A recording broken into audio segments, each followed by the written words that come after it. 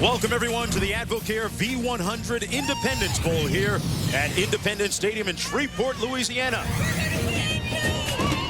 Under a brilliant sky on a manicured field, it's the ACC's Georgia Tech Yellow Jackets taking on Air Force, the Falcons. The fourth meeting all time between these two teams. I'm Mark Jones along with Bob Davie. And Bob, there is only one headline when it comes to this game. Mark, for Georgia Tech, it's 6-6. This game isn't so much a reward for having a great season.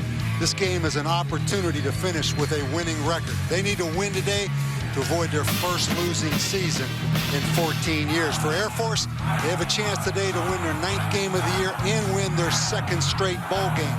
But their biggest motivation is to beat a team from a BCS conference like the ACC. Coach Troy Calhoun told us they always feel they have something to prove. They've won 3 consecutive games coming into this one today. A couple of teams trying to take flight like that Falcon. And our parachutists and our planes. But folks, you know what? With all the option, those might be the only things you see in the air today. Air Force Falcons out of the Mountain West Conference coming onto the field. Getting set to take on Georgia Tech for the 4th time in this series between these two teams. And let's take a look at the tail of the tape. We talk about option football, the number 1 and the number 2 rushing teams in the entire nation. Only 2 teams throw it fewer times than these 2 squads. But when it comes to Air Force, they are much more efficient when it comes to throwing. Hello, everybody. I'm Mark Jones, along with Bob Davie. From all of us at ESPN to all of you at home, all the best in the new year. And, Bob, when you talk about option football, you saw some of the evidence there. Not all option teams are created the same, right? Well, Mark, there's only 4 teams in all of college football that run true triple option. You have the 3 service academies and Georgia Tech. And today's a great example of how they all have the same basic philosophy.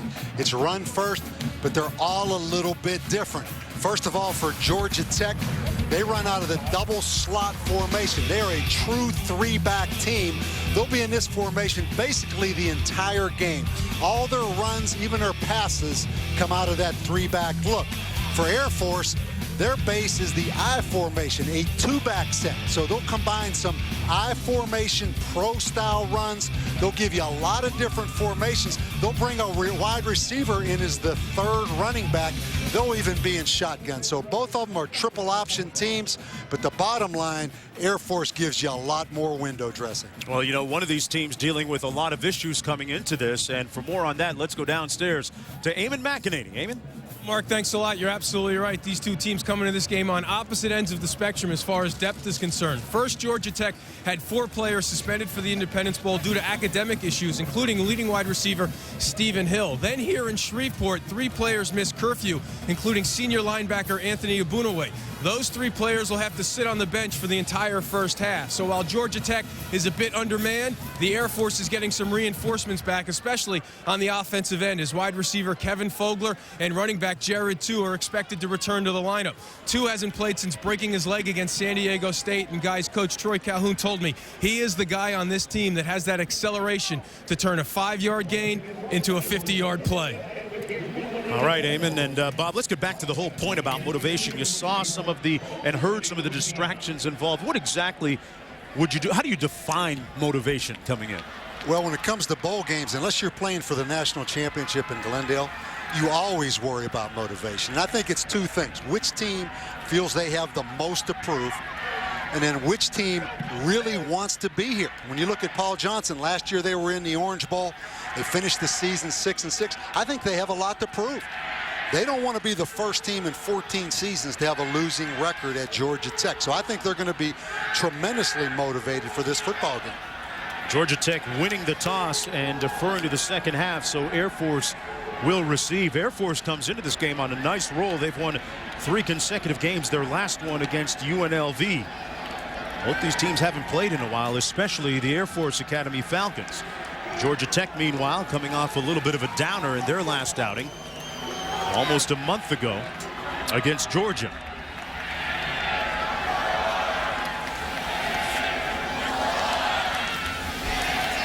Cody gets back deep for the Falcons to receive the kickoff, along with Jonathan Warzeka. Georgia Tech has struggled really all season in the kicking game. And a lot of times the kicking game in bowl games, because you have not had any live tackling in almost a month. It's almost like a different season for some teams. And we are set to kick. Out of bounds, and that'll come out to the 20-yard line. Hey, that's where Tim Jefferson is going to take the reins of this Air Force offense. He's a 6-foot, 200-pound junior, completed 52% of his passes on the season. 10 touchdown tosses against 6 interceptions. First thing you're going to notice about Air Force, they're huddling right here on the sidelines, but they are a no-huddle team that looks over to the sidelines to get their checks at the line of scrimmage. Something a little bit unique, Bob, when you look at the uniforms. Sometimes they say it's not about the name on the front, it's the name on the back, or the back on the front, but they've got service and freedom written on the back and front of their uniforms for Air Force. Finding themes of the academy on the option. Asher Clark runs it. Picks up about 3 on the play as we take a look at our impact players. Well, as we mentioned, Air Force combines the triple option with some I formation, and Asher Clark is the I tailback. He's more of a power runner, and you know he's motivated because he's from the state of Georgia. Jonathan Warzika, he'll be the wide receiver, but you'll see him come back in motion, kind of a hybrid running back wide receiver. Dominic Reese, one of the key players as well there for Georgia Tech. And Air Force burning a timeout here on 2nd down and 7. They use one early. Get the feeling in this game, both teams obviously run the option. So that means both defenses are pretty prepared to stop option football. Even though they don't throw it a lot. I think the passing game and just a couple big passes will be the difference in this football game. Well, this may be a function of the fact that neither team has played in a while, especially Air Force. Well over a month, a little confusion in the backfield, forced to call a timeout. He's then looking at 2nd down and 7. You talked about the fact that Clark was highly motivated coming into this game, and there are some 14 players from the state of Georgia on Air Force's roster. Here we go. See Air Force in the shotgun. Still an option team, though. Well, coming out of the timeout, it looks like they had a little malfunction at the junction still.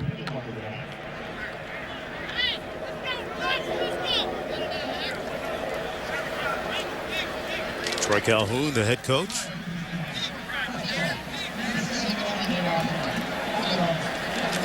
Bob, how tough is it to get your team back into rhythm after not playing since the last week of November, virtually, if you're Air Force? Yeah, it's always a bit of a concern. And, you know, Troy Calhoun gave this football team 7 days off. They actually just reconvened here in Shreveport after 7 days of vacation time, and that's a lot of vacation time. But his opinion was they would come back fresh. Here you see him in Georgia Tech's double slot formation right here. On 2nd and 12. Jefferson keeps it himself and is stopped up at about the 22-yard line by Jason Peters, picking up 4 on the play. It'll be 3rd and long for the Falcons. Yellow Jacket defense dealing with the absence of one of their starters due to a curfew violation, Anthony Abunuwe.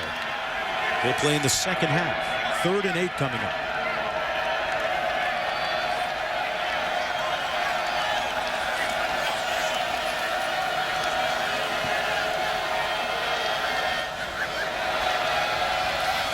Jefferson out of the shotgun. Finds his man, and it's complete at the 38-yard line to Chaz Demarath. A 16-yard gain and a 1st down. Bob, he throws it pretty well. Yeah, you see why Tim Jefferson is the perfect quarterback for this offense. Obviously a very good option quarterback, but watch this throw to Chaz Demarath. Chaz Demarath, a tight end / wide receiver. They have a lot of hybrid type players in this scheme. Running back, wide receiver type guys. On 1st and 10, the handoff to Jared Two, one of those returning players from an injury. Missed several weeks. and he's a welcome addition back to the offense. He actually broke his fibula. At 215 pounds, he had a 70-yard run against Houston, a 60-yard run against TCU. So you know he has some speed now. 2nd down and 7. Again, you see the diversity of formations by Air Force. Little play fake by Jefferson. Completes it in the flat at the 43-yard line. A 3-yard gain on the play. A good indication of how good Tim Jefferson is. Troy Calhoun played quarterback at Air Force. They have 2 other coaches on their staff that were quarterbacks at Air Force, so they know what they're talking about. They say Tim Jefferson is as good as they've ever had at the academy. 3rd down and 4.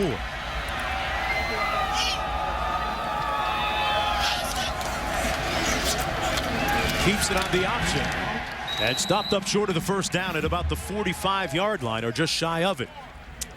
Logan Walls makes the stop along with Julian Burnett. Well, Al Grove, head coach at Virginia a year ago, now the defensive coordinator. It's no surprise that Air Force lines up here on 4th down because they go for it a lot on 4th down.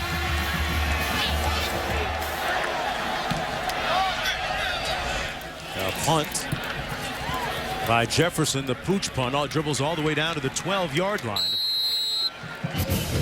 And that's where Georgia Tech will have it 1st down and 10 under the direction of Tevin Washington when we come back. Drew Brees and the defending Super Bowl champion Saints meet Matt Ryan and the Falcons in a battle of NFC powerhouses in the final Monday night game of the season on ESPN.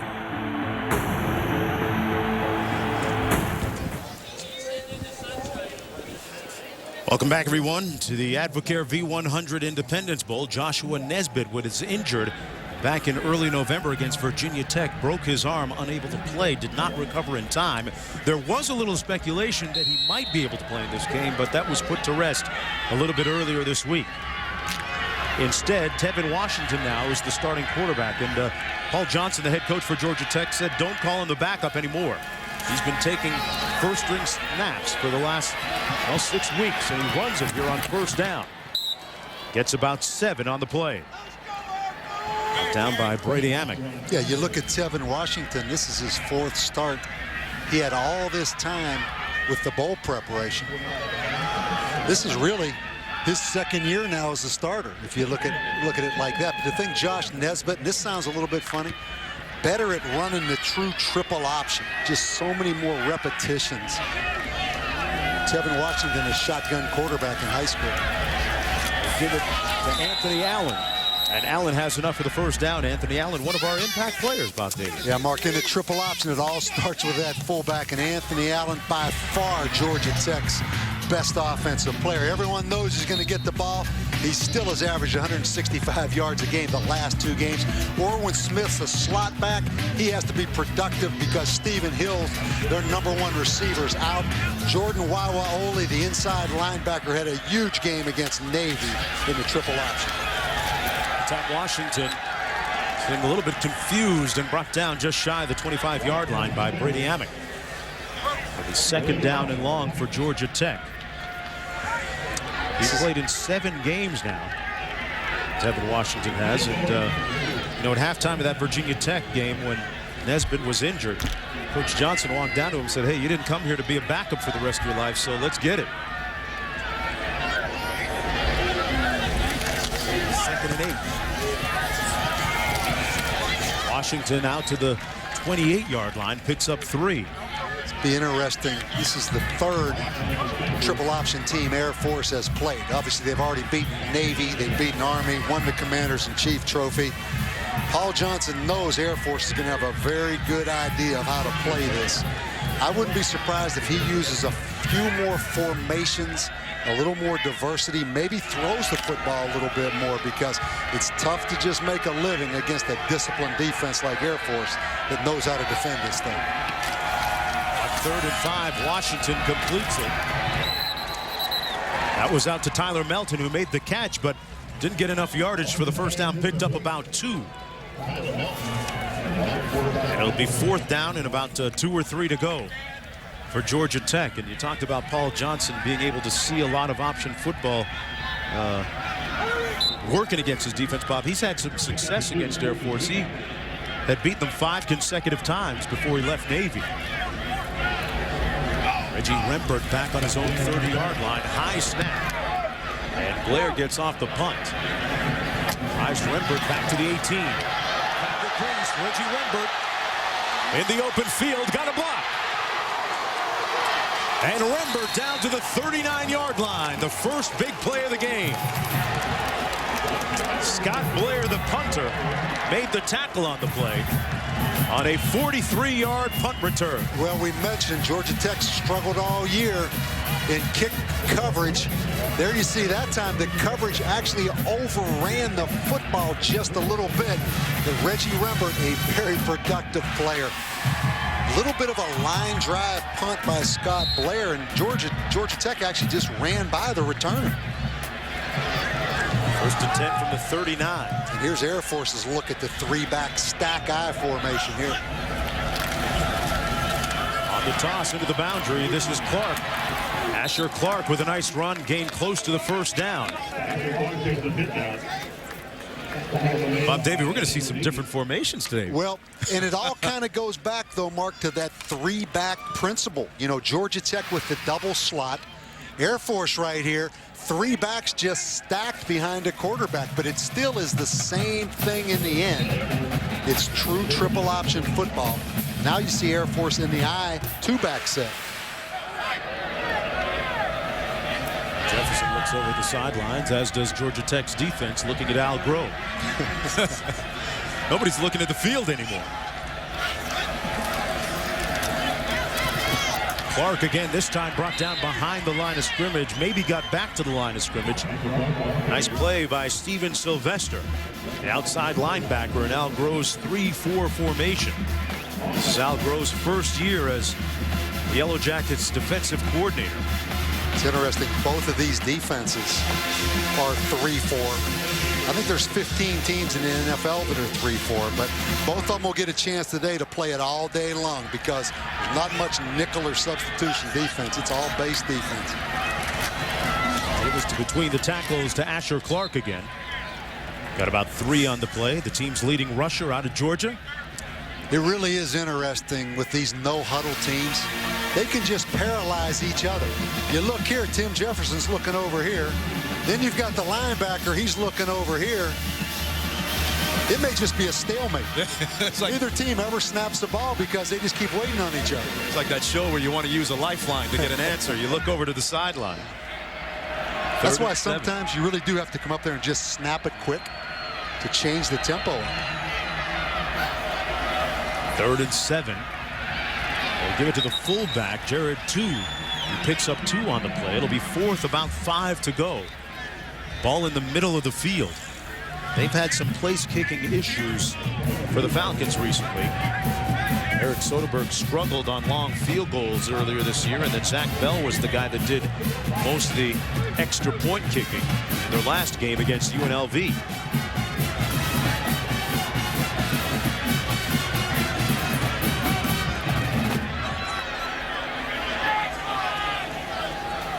There's a look at the different guys they've had kicking.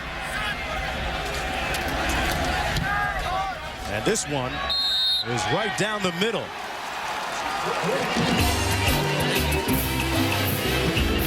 The Falcons get on the board first, courtesy of Zach Bell.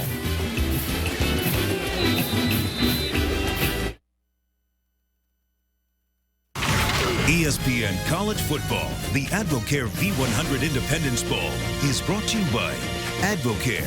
We build champions. American Airlines. We know why you fly. We're American Airlines. And the Capital One Venture Card. What's in your wallet? Well, the bowl season beginning in earnest. It's already in full swing, figuratively and literally, as the Georgia Tech players and Air Force players got together and had a little friendly bowling competition a couple of days ago. Just one of the various activities that the teams get a chance to participate in during the bowl week down here in Shreveport, Louisiana. 35 bowl games in all. Don't forget that you can see BCS National Championship game January 10th on ESPN. 6.5 minutes to go here in the first quarter. Peoples on the kickoff return out to the 32-yard line. You know, Mark, when you talk about 35 bowl games, it used to be a bowl game when there were many less bowl games was a reward for a great season. And that's not really the case anymore, and that doesn't mean it's a bad thing. I mean, you look at Georgia Tech right here, 6-6, lost 4 of their last 5 games. It's not really a reward. It's not like you're coming down here and having a bunch of fun. This is really an opportunity and a chance for a team like Georgia Tech to finish on a positive and finish at 7-6. I mean, 7-6 is a whole lot different than 6-7. So forget about having a bunch of fun. Forget about it being a big reward. It's a responsibility to come down here and play well and have a winning season. That's maybe one of the ways that Paul Johnson there has sold it to his players, coming off a loss against their rivals Georgia in their last game. And I think with all the suspensions, well, they have 7 kids that have been affected in some way. I think that adds motivation to prove we can do it. On 2nd and 7, this is Anthony Allen. As Allen runs it, Bob, but one of those players suspended was one of their key receivers, maybe their best one, Stephen Hill. Yeah, and that's a big 6'5" receiver that made some big plays late in the season against Duke. So that one really hurt. But you know what? It gives a guy an opportunity to step up and play, and that's what this is all about. That's what's having a bowl game's all about. A chance to play another game. Hey, not to mention some good bowl loot, some swag. Still waiting for mine at the hotel. 3rd down and 3 coming up. Anthony Allen plowing forward. Looks like he came up just a little bit short at about the 40-yard line, about a yard to go. Well, Georgia Tech's gone for it 37 times this year, the most in the NCAA. They've made 20 of them. That's 54%. He's going for it. 4th and 1. That shows defensive ends pinching down inside for Air Force to take away that fullback.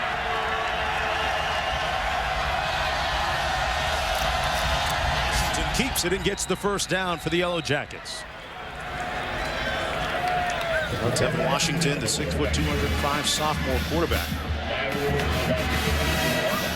The guy who was picked up after the present coaching staff got to Georgia Tech. Wasn't a highly recruited player coming out of high school. 1st down and 10 for Georgia Tech.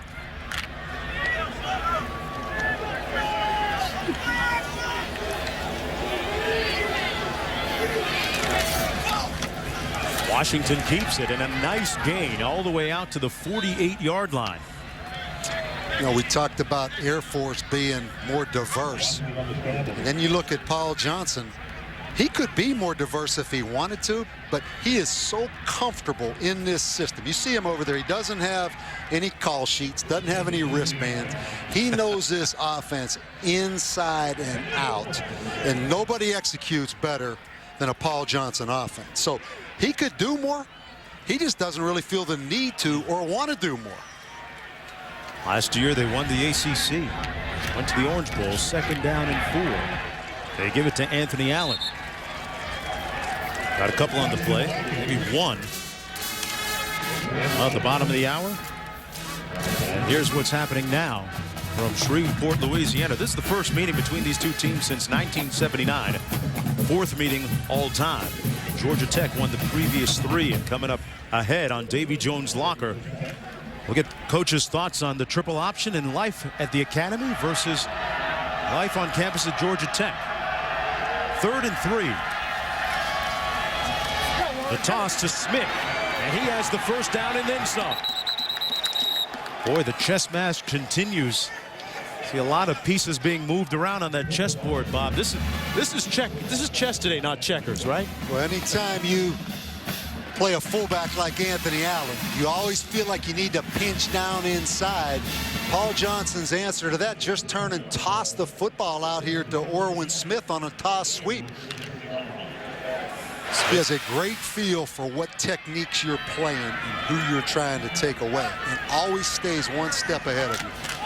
Smith got 15 on that last one. They wanted into the boundary again. This is Anthony Allen. Chopped down finally inside the 20-yard line. That Yellow Jacket offense starting to get a little momentum now. A pickup of 17. That's a tailback playing fullback right there. I mean, 165 yards rushing each of the last 2 weeks. Now they take the football and just toss it out there on a little double option. Started out at Louisville as an I tailback. Gets the call again. And a strong run down to the 13-yard line. Anthony Allen, one of the big workhorses, the leading rusher for Georgia Tech. You have to give him a lot of credit. Not many guys that are I tailbacks can convert and be triple option fullbacks. You saw him on the toss sweep, tailback play. Now you see him on the fullback trap. How do you sell that to him when you're the new coach coming in? Say, listen, I'll get you 166 yards against Georgia. I'll get you 165 yards against Duke on back-to-back weeks. It's a deal. 10th play of the drive coming up. Washington keeps it. Inside the 10. We talked about the outside run with the fullback, the inside run with the fullback. Now let's watch the fullback right here as the lead blocker on the little quarterback ISO. Now, he didn't exactly stone that linebacker. It looked kind of like a tailback blocking, but you get the idea of how many things they ask this fullback to do. I see you light up on that quarterback duck every time we do an option team. 1.5 to go in the first quarter. First and goal. Washington keeps it. Not as much success this time, down to the 5-yard line. Picks up 2 on the play. Look at Josh Nesbitt. How much bigger, how much stronger, more explosive he is than Tevin Washington. And you lose a quarterback in any offense, obviously it hurts, but you lose one in the triple option, especially one as talented as this guy is. That really hurt Georgia Tech. 11 plays on this drive, all runs. But then again, what did he expect today? Second and goal. Allen, touchdown, Georgia Tech.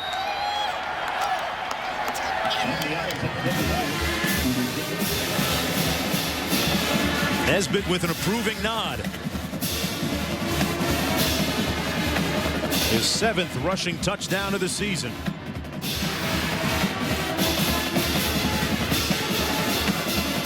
Now, you see the read right there by Tevin Washington. You see those eyes looking outside. He saw that defensive end stay outside, and he just gave that football to Anthony Allen. That was an impressive drive right there. Blair with the extra point, good, and Georgia Tech taking a 7-3 lead. They marched it down the field to answer the field goal score by Air Force Academy. It's going to be option all day. Back with more after this.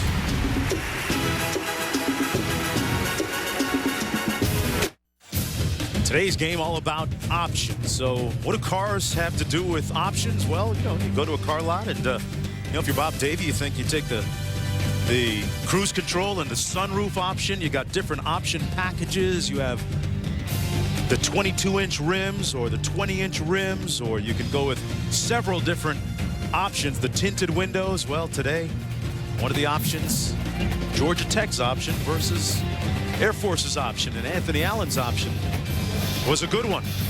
12 plays, all rushes, eclipsing about 6 minutes on the clock, and Georgia Tech leading 7-3. Like the way we tied in the cars with the options. Less than a minute to go in this fast-moving game. This is Warzika on the kickoff return. Out to the 28-yard line, brought down by Julian Burnett.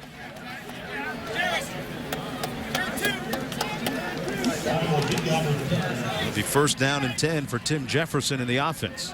It's Air Force. You know, they're 4 losses. They lost at Oklahoma by 3, at San Diego State by 2. They lost to Utah by 4. The only team that really beat them badly, TCU.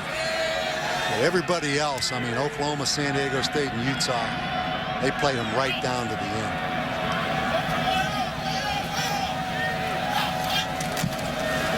First and 10. Jefferson gives it to 2, the fullback.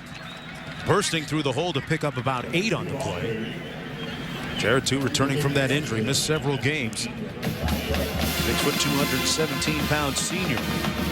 And Bob, Air Force, you mentioned it. They opened a lot of eyes when they played Oklahoma real tough in Norman, Oklahoma, losing by just a field goal. They were in that game the entire way. They had 460 yards in that game to Oklahoma's 360.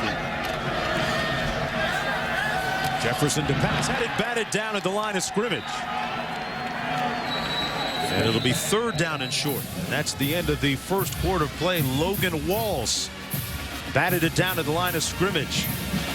Boy, don't blink in this one. This is a fast-moving game with all the option football down in the field. We'll be back with the second quarter right after this.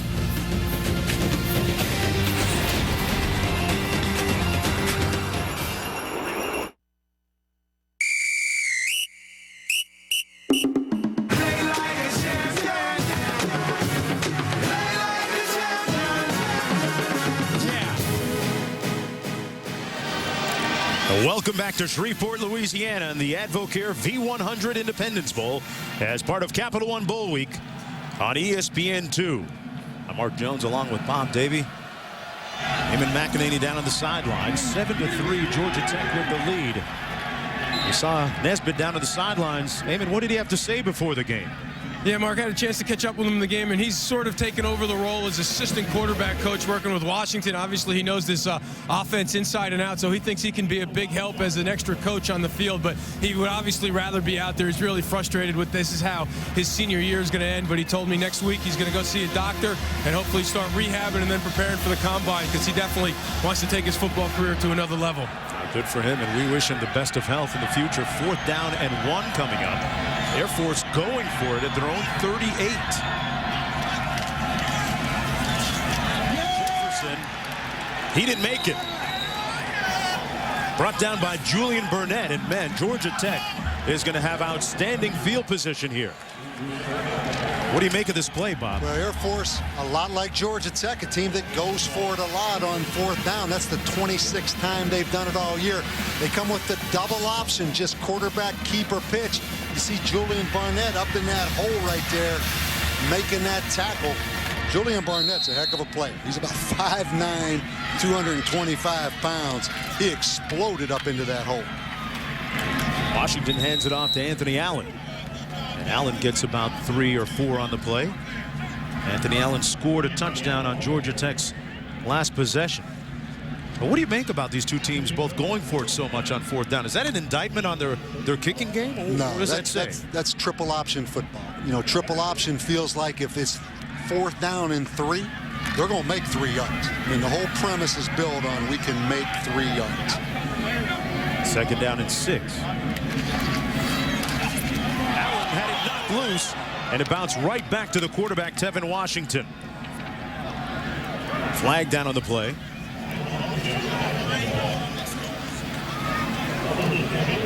It was recovered by Washington back at the 35. Actually wasn't a flag. They're going to pick it up. And 3rd down and 9 coming up. Now this is where you would usually say, Coach, passing situation, right? You would, particularly if Stephen Hill, 15, was playing in the football game for Georgia Tech. Washington drops back on what looked like a predetermined run. Not quite sure, but he makes it up to the 32, picked up 3. And once again, Georgia Tech, like Air Force a few moments ago, look at 4th down. These guys don't even flinch on 4th down. I mean, little surprised, you know, Scott Blair, their kicker, has really had a great career for Georgia Tech.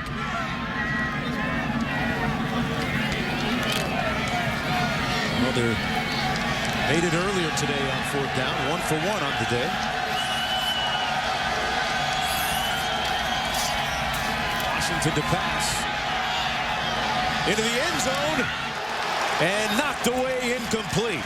Good play by Reggie Rembert, one of the top DBs in the nation.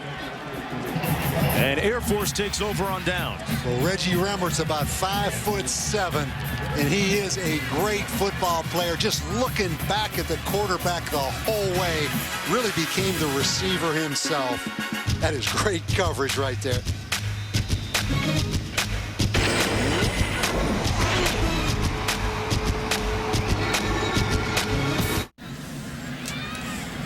Back-to-back unsuccessful fourth down tries, still 7-3 as we go down to Eamon. Eamon, what's up? Well, Mark, so much emphasis on the ground game in this matchup. Even the Falcon had trouble up in the air. We go back to the pregame festivities. Part of the show was supposed to be the Bird. That's as he's affectionately known in Colorado Springs. Was supposed to swoop in and take the lure and then fly back off. I guess he didn't like what was on the menu, or he knew that the whole game was going to be on the ground because he never made it into the stadium. They're still trying to track him down, but the Bird flew the coop in the pregame festivities.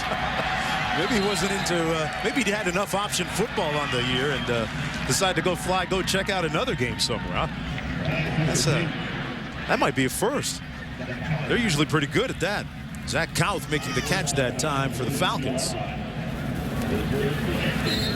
Pickup of 10 on the play and a first down. So we've seen a total of 3 passes thrown so far in this ball game. Yeah, we've seen 3 fourth down attempts at conversions on fourth down already in this game. Give us to the fullback. Number 39, Nathan Walker. Picked up about 4 on the play, the 5'11" senior. Bob, we talked about it a little bit earlier. You're down to the field, and when you look at the service academy players, something that was played down by Georgia Tech head coach Paul Johnson earlier, there is a decided size advantage for the Yellow Jackets today. Yeah, it really is. When you stand down on that field, it's really kind of shocking when you see just the size difference between the academies and these other teams. Run to the outside, out to the 50-yard line. That's number 4, Kyle Halderman, who picks up 4 yards on the play. Well, Capital One week on ESPN continues with 3 games on Wednesday. First, East Carolina takes on Maryland in the Military Bowl presented by Northrop Grumman. Then Illinois will face Baylor in the Texas Bowl. Then at 9:15 Eastern, Arizona goes against Oklahoma State in the Valero Alamo Bowl. Capital One week on ESPN Wednesday. 3rd and 2.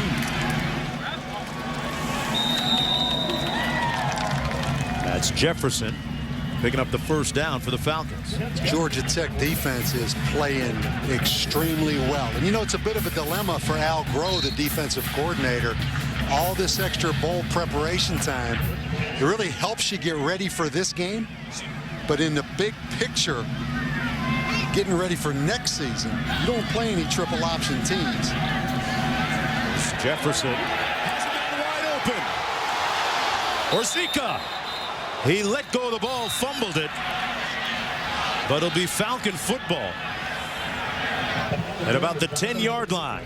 Well, anytime you run down the line option, the next phase is down the line and then option pass. You're going to see Jonathan Orzika is wide open. Excellent throw by Tim Jefferson.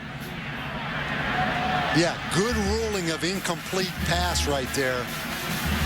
Orzika was a high school quarterback, is their big play guy.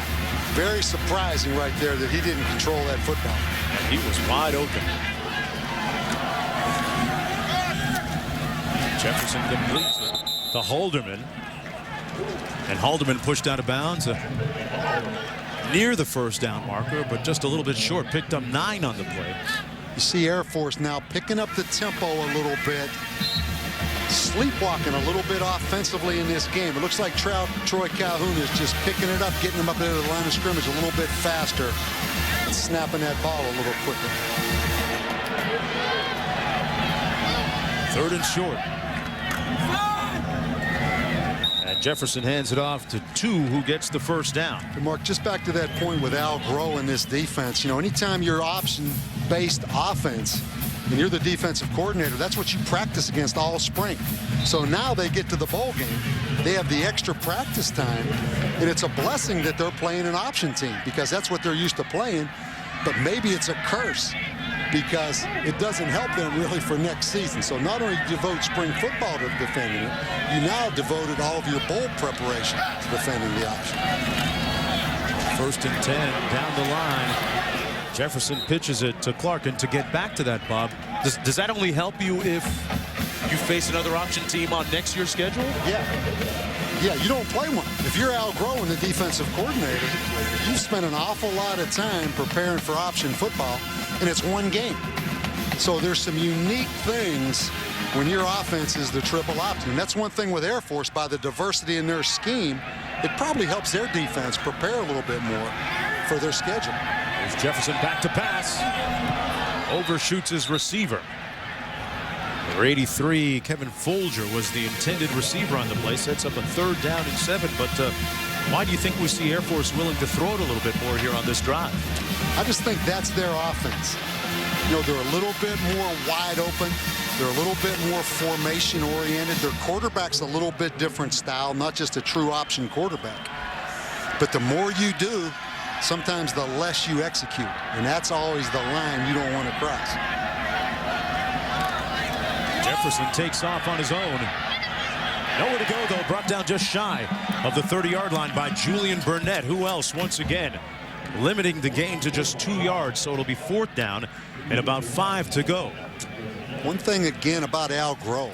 When he was the head coach at Virginia, they had some outstanding defensive games in bowl games. They beat Mike Leach and Texas Tech one year in that high-scoring offense. I think they held Larry Fitzgerald when he was at Pittsburgh to about 2 or 3 catches. So Al Groen, with that extra time, this isn't the first time he's played good defense in a bowl game. The Grows have done well.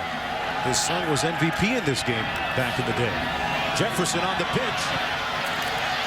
But they're going to come up short. Haldeman didn't get there in time. He fumbled the ball forward, but it'll be ruled down and short of the 1st down. Jason Peters, number 92 for Georgia Tech, came in. Right, he is right there and made a big stick. Well, we talk about motivation. I tell you, Jason Peters, the defensive end, is motivated because he tracked that football down. Coming up on the other side, a little Davy Jones locker and option football.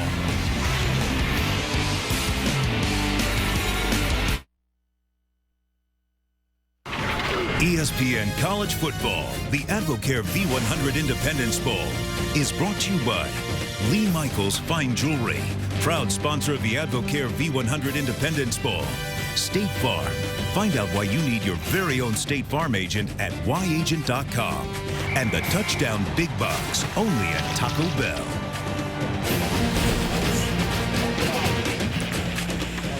A lot of options today as we talk option football and the precision by the Air Force Academy, almost marching in formation, coming off the bus. And Georgia Tech arriving too. It's a metaphor for things that have been festering at the bottom of the ocean, and a big run here by number 13, Tevin Washington. 26-yard gain. That is a great little quarterback counter. Watch, he's going to start this way and come back against the grain. This takes advantage of those linebackers running fast. It's a little predetermined quarterback counter. Mark, everything flow goes one way. You get those linebackers just running out of there. Great call right there by Paul Johnson to take advantage of those inside linebackers overreacting. This time, not much success for Tevin Washington as we dig deep in Davy Jones' locker, a metaphor for things resting at the bottom of the sea. And, Coach, this week we talk more option football, and what a great equalizer it is to all the different service academies across the board. Why? Yeah, I love this offense. We talked about 4 teams in the country run it. 3 of them are service academies. I mean, it's perfect for the academy because this is a repetition, disciplined offense. It's what these guys do 365 days a year if you're in the service academy. So it fits perfectly with that. You know, the second thing, Mark, to be honest, you have to have unselfish guys. Because I do think it's a little more difficult if you have NFL aspirations. Let's be honest. If you're a wide receiver, you're going to have to block. You're not going to get the ball thrown to you. If you're an offensive lineman, you're not going to be doing a lot of pass protection. So it's a very unselfish offense. The guys at the academy, they're not worried about going to the NFL. They have a 5-year commitment to this country after they graduate. Is it an offense that you can coach, do you think? Oh, I love this offense. And the most difficult offense I ever prepared for as a defensive coordinator or a head coach. The question is, can you really be successful at it outside of the academy? Because it is so different. Anthony Allen gains a couple of yards, and Anthony Allen was a player that was there previous to Coach Johnson's arrival with Chan Gailey. How do you recruit players the quality of an Allen to an option team? Yeah, I think you can recruit great players. It's a little more difficult maybe with the skill guys. Maybe as an offensive lineman you are a little concerned about pass protection. But Air Force has some advantages that makes it unique. And we'll talk about that in a minute because it is such a repetition offense. To the pass, overshoots his receiver.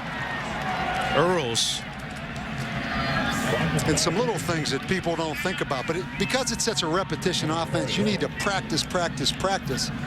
Air Force, the academies, there's no scholarship limits. You know, they have 160 players right now on the Air Force practice field compared to a Georgia Tech that's about 110.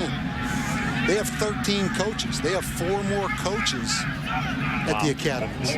So because it's a repetition offense, you do have some advantages with those additional numbers. Scott Williams punt as Rembert watches it bounce well before the 20-yard line.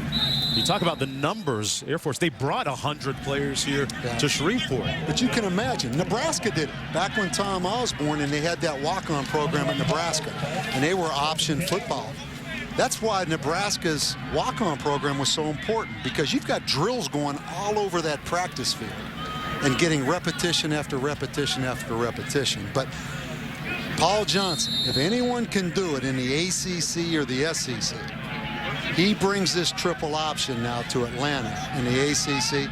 This is the guy to do it, because he is really the founding father in a lot of ways of doing this stuff. It's going to be interesting to see as the years pass, can you get it done in a city like in Atlanta, in a conference like the ACC? The pitch. That's Asher Clark with a nice gain beyond the 40, brought down to the 41-yard line, and a first down, and a good burst on the 17-yard gain. Paul Johnson is undefeated against Air Force, actually 5-0 against them in the last 5 outings. And you may say, listen, you know you have better players at Georgia Tech than you had at Navy. It should be a gimme then that you beat Air Force when you're at Georgia Tech. But for all those reasons we just talked about, it's not quite that simple. Jefferson back to pass. Into traffic and batted away nicely at the 45-yard line, intended for Kyle Halderman. Jared Tarrant, one of those there to close in and knock it away, setting up a 2nd down and 10. I've really been impressed with this Georgia Tech defense. You know, it's a different game. It's all lateral movement. It's quickness, not power. And I think that suits this Georgia Tech defense, because they're not the biggest, strongest defense you're going to see. 2nd and 10. Jared 2 runs it. Picks up about 5 over the left side of that offensive line.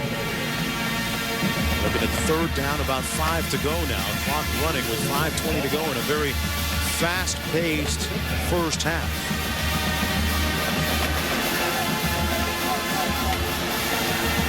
From the 45.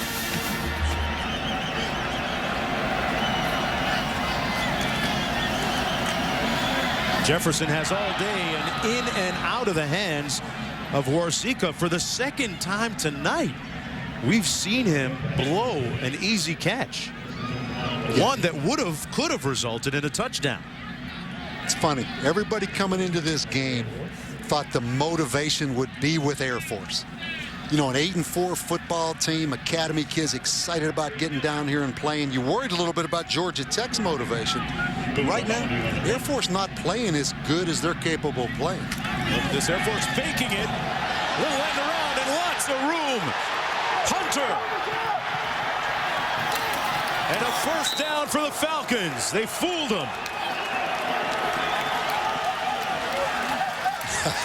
A 30-yard gain on the fake punt. Hey, you just go for it on 4th down. It doesn't matter if your punt team's out there or not. That's the 4th time today we've seen a team go for it. Watch this play right here. A little fake punt reverse. And Nikhil Hunter, nice run after. There's Jefferson going up into the air. Batted away at the goal line, knocked away by Sweeting. It was intended for Zach Koff. And it's 2nd and 10. That was great coverage because Zach Koff at 6'4" had a step on Sweeting. That is a great play of playing the football, becoming the receiver. Little bit underthrown, but just an outstanding defensive play. 2nd and 10.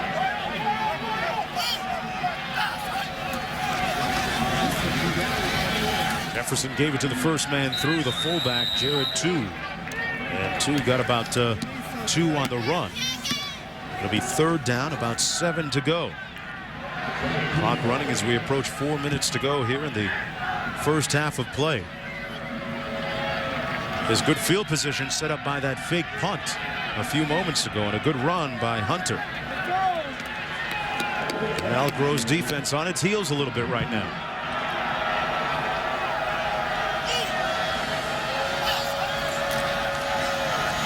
On the end around, Hunter again. Cut it inside and brought down at about the 17-yard line. Picked up 6. And it's, hey, look at this, 4th down. 4th down. What do you think they're going to do? Might as well be 1st and 10. They're going to go for it. I tell you, the punters here getting no love in this game. Well, the place kickers, not much. But Air Force 1 of 3 on 4th down today. Surprising because you obviously make it a 1-point game if you kick the field goal, although Air Force has struggled with their field goal kicking this year. On the toss, it was Warzika falling on his own. He's having a tough day. Warzika's had a couple drops and then dropped himself here. Yeah, just the toss sweep to Warzika in motion and stumbled on the turf. The old turf monster got him on a critical 4th down, so they may have left some points on the field that time. Back with more after this. Capital One Bowl Week continues Tuesday night with a pair of games on ESPN. First at 6:30, West Virginia takes on North Carolina State in the Champ Sports Bowl. And then at 10 Eastern, border rivals face off in the Inside Bowl as Missouri faces Iowa. Capital One Bowl Week on ESPN Tuesday. Not much doing on that run by Anthony Allen. Stopped up by Austin Nicholas. Picked up about 2 on the play. 2nd down and 8. So Air Force gives it back after not being able to convert on 4th down. Bob, does your thinking have to change a little bit when you get that close to getting a field goal? Yeah, obviously in a low-scoring game like this, I mean 7-6, just a field goal game would be a huge difference right now. But there's the toss to Olin Smith, reversing his field. And Smith brought down at about the 25-yard line, got 3 on the play. It'll be 2nd down, 3rd down, and about 5 to go. It's interesting, Air Force, we mentioned they're a 3-4 defense as well. You know, they move around a lot more. A lot of slant, ankle, zone, blitz, but they researched every 3-4 defense Paul Johnson has played against. They went back to when he was at Navy against Notre Dame in 07. They took Georgia Tech against Al Grove's defense last year at Virginia, and then they watched the Georgia game. So they only researched teams that were like they were on defense. And here's Washington, who Johnson didn't have back in the day. Got a good block from Anthony Allen and got the 1st down on the gain of 8. So, Bob, you know what? I'll trust our national intelligence gathering. If you're leaving in the hands of the Air Force, yeah, they go I'll back. Trust those guys. Well, it's such a unique offense that you only want to see it against defenses that are similar to you. So you know exactly, or at least you think exactly, how they're going to block you. 1:45 to go in the half. Washington on the run. And Washington out to the 38. Let's go back to Mike Yam in the studio. All right, guys, well, a big loss for the Gators. We'll tell you who is out for the bowl game coming at the break. Mike Bellotti will join me. We'll talk about BCS offenses and some of those bowl games and some players to watch. Todd McShay on the non-BCS bowl games. Yeah, Mike, you asked Coach Bellotti about how he did against option teams. Back with more right after this.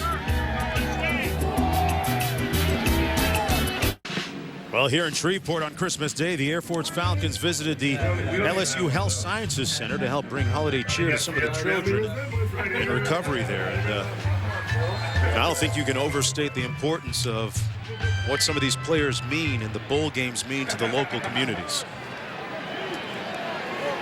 Barksdale Air Force Base right here in the area in Shreveport. On the run, it's Washington keeping himself, getting the first down. See with how 1:30 to go in the half. This little quarterback counter becomes a good play because it's a little different. Air Force so well versed on option football. It's a bit of a misdirection play out of the triple option you don't see a lot of. Washington to pass. Incomplete near midfield. Intended for Kevin Cohn, who got the start tonight in place of the suspended Stephen Hill. Now, Mark, you talk about these games go so fast, obviously, because both teams run the football. But another point, only 2 penalties in this game.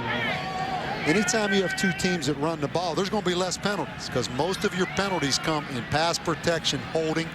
They come when the ball's thrown in wide open tight games with pass interference. 2 ground-based offenses, there are going to be less penalties, so it goes even faster. Washington trying to pass, but sacked back at the 33. A big surge up front from Rick Ricketts, one of our impact players up front. Well, this guy is fun to watch. You're going to watch him right here. He's the defensive end. He is one of the high-energy guys, best effort guys in college football. Just a little swim move right there. Tevin Washington ended up scrambling back into him. That's the 14th sack of the season for Air Force and 2.5 for him. Rick Ricketts. I love watching the kid play. Second team Mountain West Conference. He is a heck of a football player. Sets up a 3rd down and 20. You talk about the Mountain West Conference and how they stack up against some of the other conferences in the Bowl Challenge Cup. Right now in 2nd place at 2-1.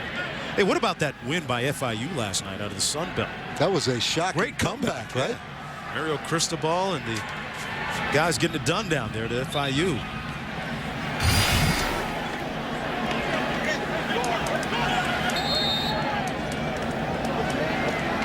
Third down and 20 coming up for Georgia Tech.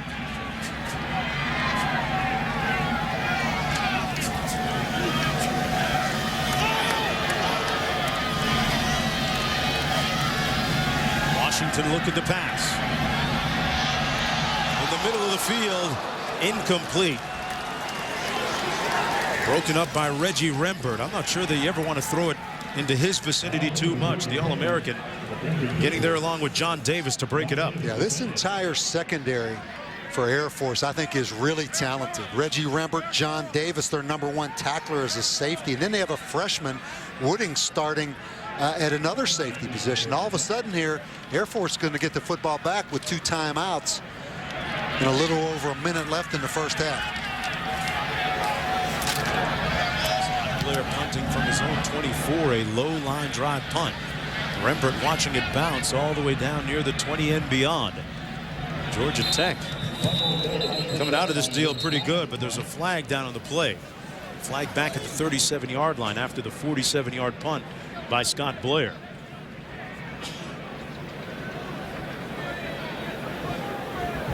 Going to be offside against Air Force. Yeah, I think Paul Johnson.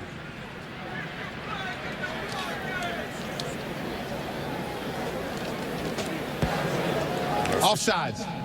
Number 10 on the defense. That penalty is refused. First down, Air Force. Our officiating crew out of the Sun Belt Conference tonight. Under a minute to go, and Air Force with the ball, trailing 7-3. One of the themes so far is, as we get set to go into the locker room, still have a chance for some points, but regardless, Air Force, Bob, will think about the scoring opportunities that fell by the wayside. Exactly. Particularly that last series. They had a relatively short field goal when they went for it on 4th down. Most of everything that Troy Calhoun, their head coach, has touched this year has been golden. Recently signed a contract extension through 2015, and Jefferson passing complete here.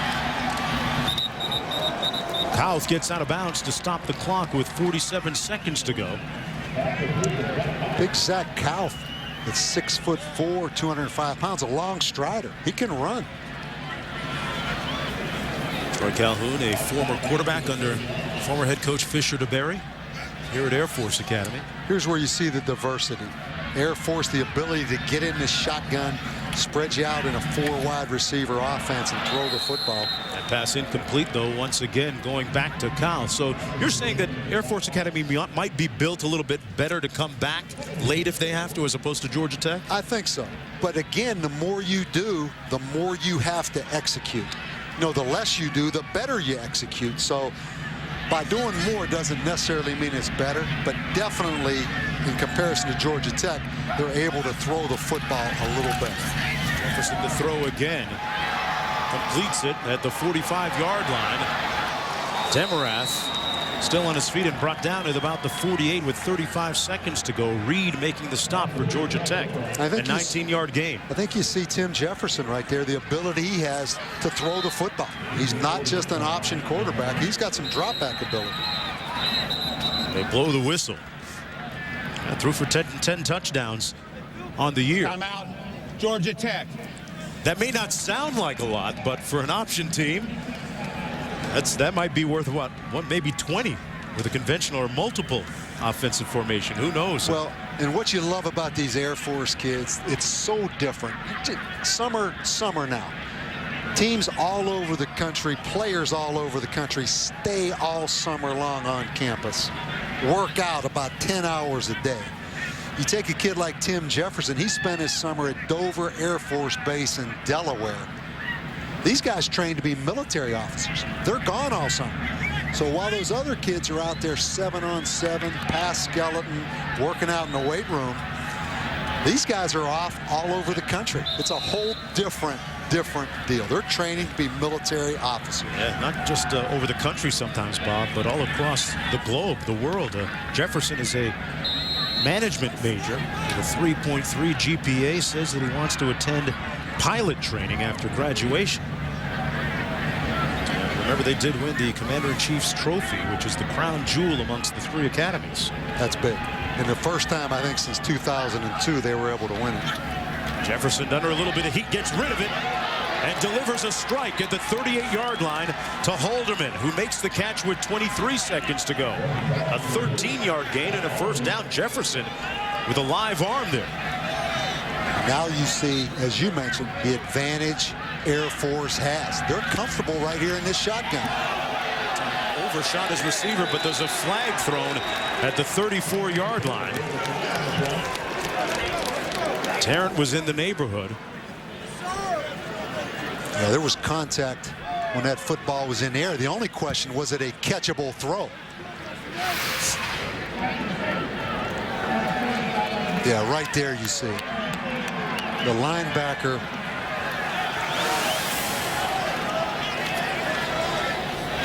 Pass was intended for Joshua Freeman.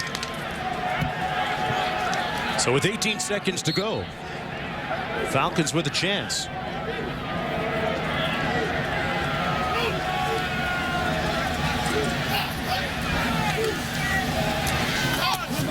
Pass complete at about the 24-yard line. That's Kyle Halderman. 14 seconds to go. A 7-yard gain. What do you have, Bob? 1, 2 plays? How safe do you play? Yeah, you have one timeout. You obviously can do what you want to do on this play right here. You can throw the ball down the middle of the field because you do have that timeout. So really, it's an open playbook right here. 2nd and 3.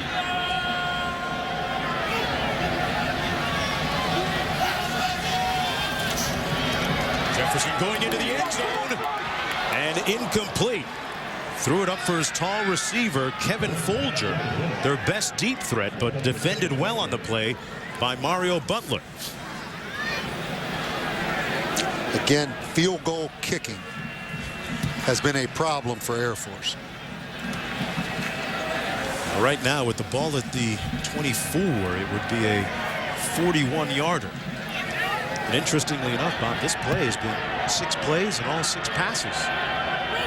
3rd and 3. Going to throw it up into the end zone again. Tipped up and incomplete with 2 seconds to go. Intended for Kauth. Excellent use, though, of the clock and time management by Air Force. They're going to leave themselves a field goal opportunity right here. Again, Tim Jefferson looks off the safety, then just kind of throws the fade into the corner of the end zone. Boy, that's good defense right there by the corner. Zach Bell comes in now to attempt this field goal from 41 yards out. Made one earlier from 42. They're going to try and put him on ice.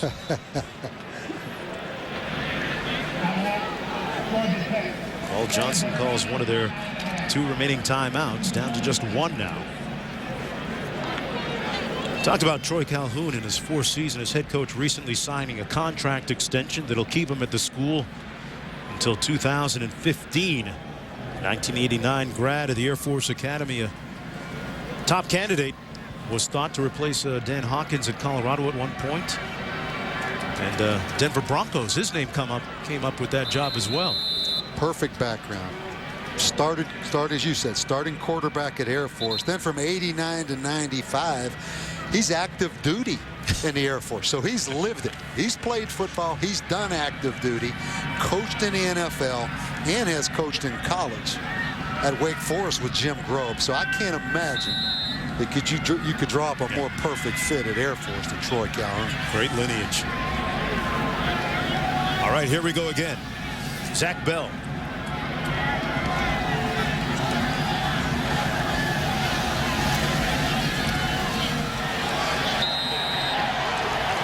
Good from 41. And you see the diversity in offense allows Air Force to be prepared to take that football down and get a field goal here before the end of the half. Old school football at its finest. Option football, and Eamon's downstairs with Coach Calhoun. All right, Coach, after a less than crisp first half for your offense, how huge was that field goal right there? No, it was a big play. We had to make a few more things happen. You know, we've had some opportunities, and you know, we just got to play a little more crisply in the second half, and they just make a few more plays. Now, obviously, you guys had a long layoff during the Christmas break, 7 days. Is that taking a toll at all in the first half? So it shouldn't. You know, what we're going to do, we're going to come out and play just a little bit better in the second half. I think played really, really well defensively, and we're playing against a really talented, really good football team, and because of it, I mean, you have to be a little more exact. All right, Coach, thanks a lot. Good luck in the second half. Mark? All right, Coach Calhoun's crew trying to knock off one of those automatic qualifier conference schools. The score at half, 7-6, Georgia Tech. Right now, let's head to the Cars.com halftime report.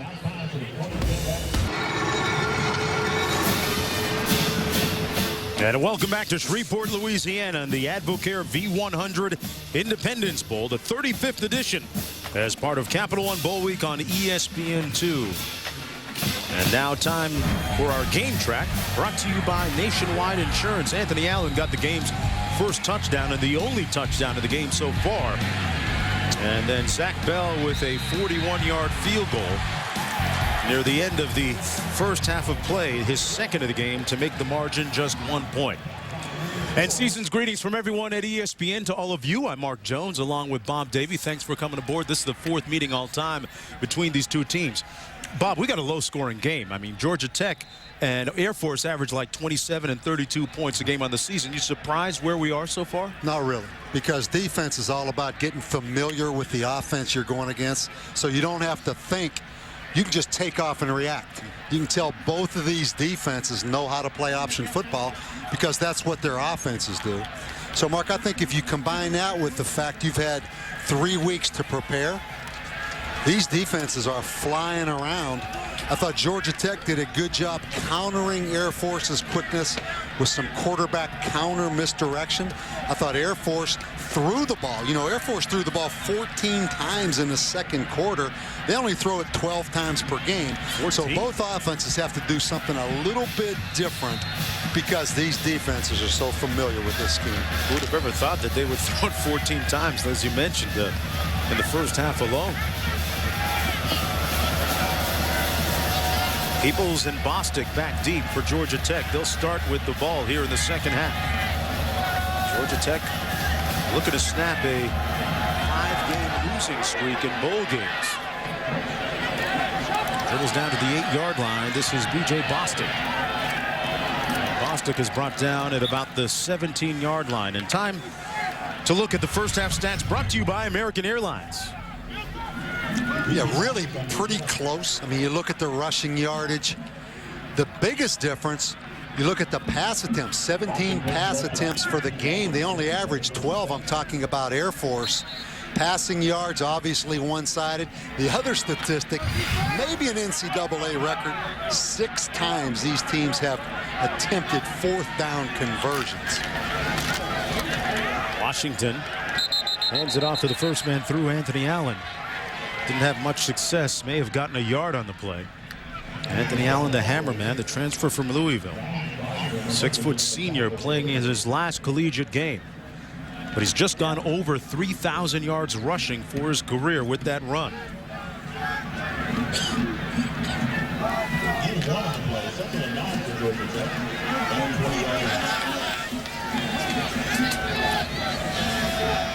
Second and 8.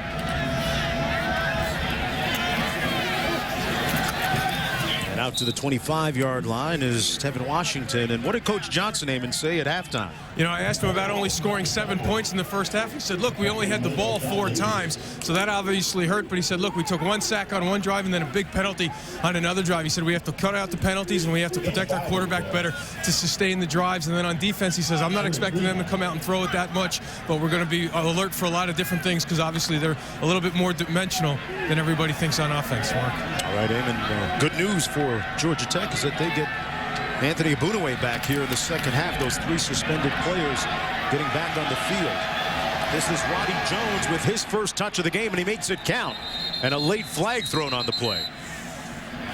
Roddy Jones 2 years ago in Athens had a big game, and trying to get back to those type of numbers, had 19 on that pickup. Yeah, 2 years ago he had 214 yards in Athens. He will be ever remembered forever in Georgia Tech football for that night.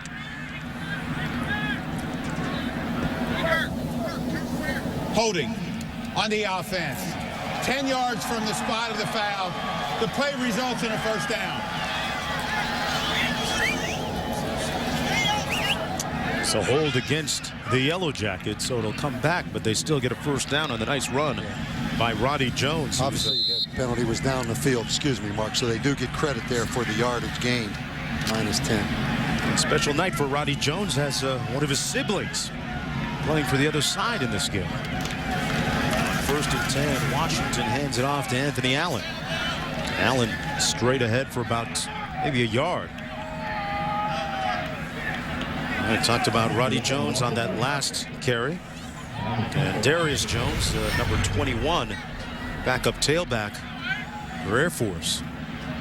Guys, we're talking a little bit of family smack prior to the game. Actually, Darius found out that they were going to the bowl game first before Roddy did. On 2nd and 9, Washington keeps it himself and gets about a yard on the play. Stopped short of the 35 by Rick Ricketts. Talk about that Air Force roster. You know, just like the academy itself, Mark, players from all over the country. Troy Calhoun told us something interesting. He said he thinks he has 6 players on his entire team that had Division I offers from other schools. But I think only 3 players in their top 22 are even from Mountain West time zone. So just like the academy, cadets from all over this country. Washington with all day completes it near midfield. Forward progress going to be marked at about the 50-yard line. Daniel McKayen. A 16-yard gain on the play. 14 players from the state of Georgia playing for Air Force in this one. Listen, Bob, so basically, does Coach Calhoun have a national base to recruit from? Is that the outlook? And that's why they have 13 coaches instead of 9. Seriously, because only 9 can go out recruiting, but you need extra guys that just help with the appointment process, because that is a very long, comprehensive process to gain admittance to the academy. So yeah, you have to go all over the country to find guys that can do this. You know, these freshmen come in, they go through 5 weeks of basic training at the academy before they ever put a football helmet on. And trust me, they are glad to put that football helmet on after 5 weeks of basic training. Is that one of those Richard Gere, Louis Gossett, officer and a gentleman scenes? I promise you, there's some people barking at you now. Second down and 7. Anthony Allen gains about 4 on the play. Remember, coming into this game, Air Force was given 7 days off and Georgia Tech given 5 days off. And you wonder what kind of effect it has on the respective teams coming into this game. I know one thing. If you're at the academy, a day off is worth its weight in gold, because they do not get many days off. This is a big 3rd down. Think about 4-down territory for Paul Johnson right here. 42. Washington keeps it across the 40 and got the first down at about the 39-yard line. Bob, how much more comfortable does Tevin Washington seem from the last time we saw him several weeks ago in that loss against Georgia? Really does seem more decisive, don't you think? Yeah. I mean, he makes the decision, he takes off and runs. There's much less hesitation. Josh Nesbitt, the #1 quarterback, the usual starter, injured his arm, broke his arm back in early November in a game against Virginia Tech. Since that time, Washington has taken over. Yeah, actually tackling, trying to make a tackle on an interception return. Washington to throw. And incomplete, intended for Earls. Well, on New Year's Day, Andy Dalton leads undefeated TCU against Wisconsin's heralded backfield in the Rose Bowl, presented by Vizio. Coverage begins at 4:30 Eastern Time. The Rose Bowl is also available on ESPN Radio, online, ESPN3.com, and on your phone. Bob, who do you like in that game? That is a great matchup. When you talk, look at the number of points Wisconsin put up this year. Amazing. I mean, Wisconsin, you think they're kind of an Allen offense. I mean, they're scoring at will. Anthony Allen straight ahead. Who do you like in that game?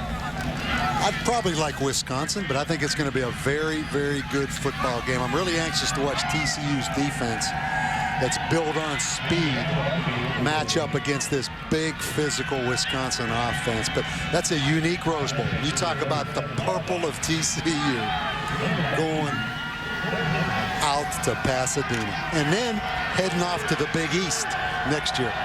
It's modern day college football. That's the landscape we're in. 12th play of the Georgia Tech drive. Anthony Allen straight ahead, a popular refrain and chorus tonight. And he picks up the first down at about the 27-yard line, picked up 9. They outguessed Air Force there. Air Force thinking on 3rd and about 8, the ball was going to go to the perimeter. The defensive end stayed outside, and they gave it to the fullback right up the gut. 1st and 10.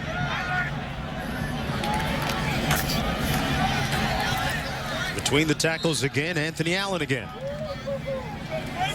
Old school option football at its finest tonight. A 5-yard gain by Allen. And what you don't see in those little fullback base plays, different blocking techniques, different blocking assignments. There's a bunch of X and O's going on inside that's really hard to appreciate when you just sit back and watch it. 2nd and 5. Washington keeps it that time. And a nice gain, about a yard short of the first down, picked up about 4. Bob, we were designating, or you did, Jordan Wawaiole, who many people thought would be a big impact player in this game, but so far a little bit on the silent side. Why do you think that is? Although there's still a lot of football to play. I don't know. They've schemed it pretty well, huh? Yeah, I mean, here's an inside linebacker that had a bunch of tackles against Navy. You would expect him to have a bunch of tackles tonight. And Washington keeps it himself for the first down. But one thing that's slowing him down, again, you see that little counter action where the fullback, where the quarterback looks like he's going one way and then reverses his field. That's particularly a call to take advantage of an over-aggressive inside linebacker. I love the little intricacies and adjustments made by the respective coaching staffs. Under 8 minutes to go here in the third quarter. This is the opening drive of the second half for Georgia Tech. Washington keeps it. Gets down to about the 12-yard line, brought down by Andre Morris. You have to appreciate Paul Johnson, though. Here they are. They line up in the same formation every snap. There's no diversity by formation. But what he does by being in that formation, he knows exactly as this game goes on how you're going to play him. So he's seeing the same adjustments over and over, and now he has a counter to it. Washington waits for the blocker to go through the hole, and he follows. Got a good block from Richard Watson, number 32. And exactly what you call that is what they call that play, the quarterback follow, where he fakes it to the fullback and then follows him up into the hole, and the fullback acts really as a lead blocker. Bob, you're talking about Johnson sending something up the flagpole, see what the defense does, and then act accordingly, huh? Exactly, and because you're in the same formation, you see it over and over and over again, where if you change formations, they change the defense. 3rd and 1 came loose. Yeah, it's a fumble. Air Force may have gotten it back. Is it a fumble, though? That's the question. Yeah, there was a fumble. That beanbag came out immediately. Now it'll be reviewed, as every play is in college football. That was the 18th play of the Yellow Jacket drive, and Washington put it on the ground. Gonna take a look right here. Boy, that's a great camera angle, and that football is out. And Waiwa Ole came up with the fumble recovery. Making an impact. It'll be Air Force football coming back.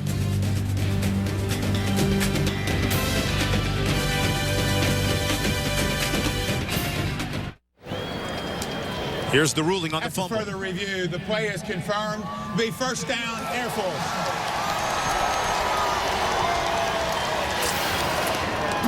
Going to see a clear picture of it right there. That football is punched out. Tevin Washington's knee is not down.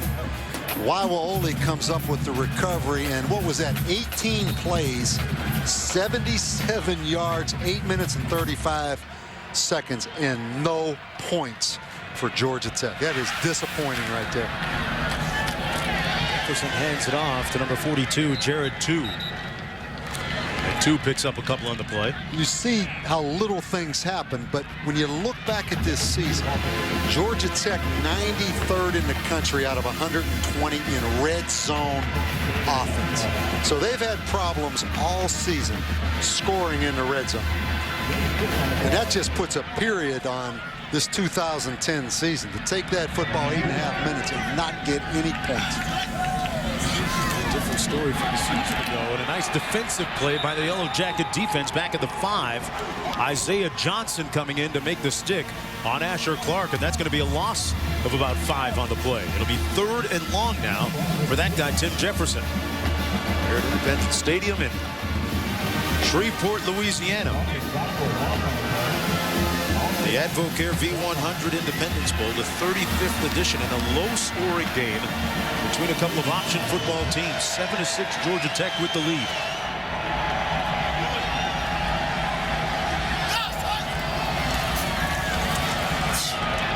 Jefferson out of his end zone, incomplete and dangerously close to being picked off. It was tipped a couple times. Now Georgia Tech going to pick something up on field position here after the punt. Outstanding job by Georgia Tech's defense. You know, you almost anticipated a little bit of a letdown for their defense after that long offensive drive and no points, but 3 and out. They're going to get back with excellent field position right here. Just another reminder, Anthony Abunaway and a couple of other defensive players that were suspended for the first half because of curfew violation played on that last series. Bartholomew with the punt. Cahan back at his own 40. Fumbles it, it's loose, and it's live. Air Force recovers.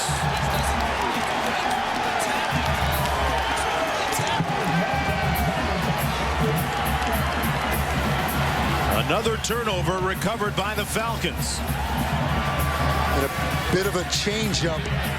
McKahan, the punt returner, just misjudged that football. Overran it just a step. Jared Tarrant, normally the punt returner. Back-to-back turnovers by Georgia Tech. And how did that affect field position? Boy, Georgia Tech was thinking they'd be set up pretty good after that. Not the case. Under 5 minutes to go in the third. Near midfield, 1st and 10 for the Falcons.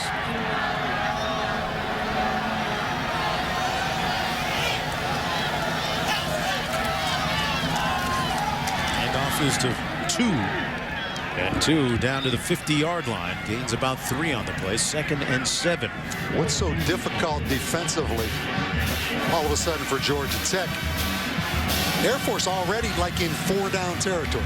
You know, as soon as they get up around midfield, in the back of your mind, if you're Al Groh, you're thinking, I have to stop them 4 downs, not 3 downs, because there's already been 6 4th down attempts. They're going to go for it on 4th down. So it's a whole different deal of calling defenses right now.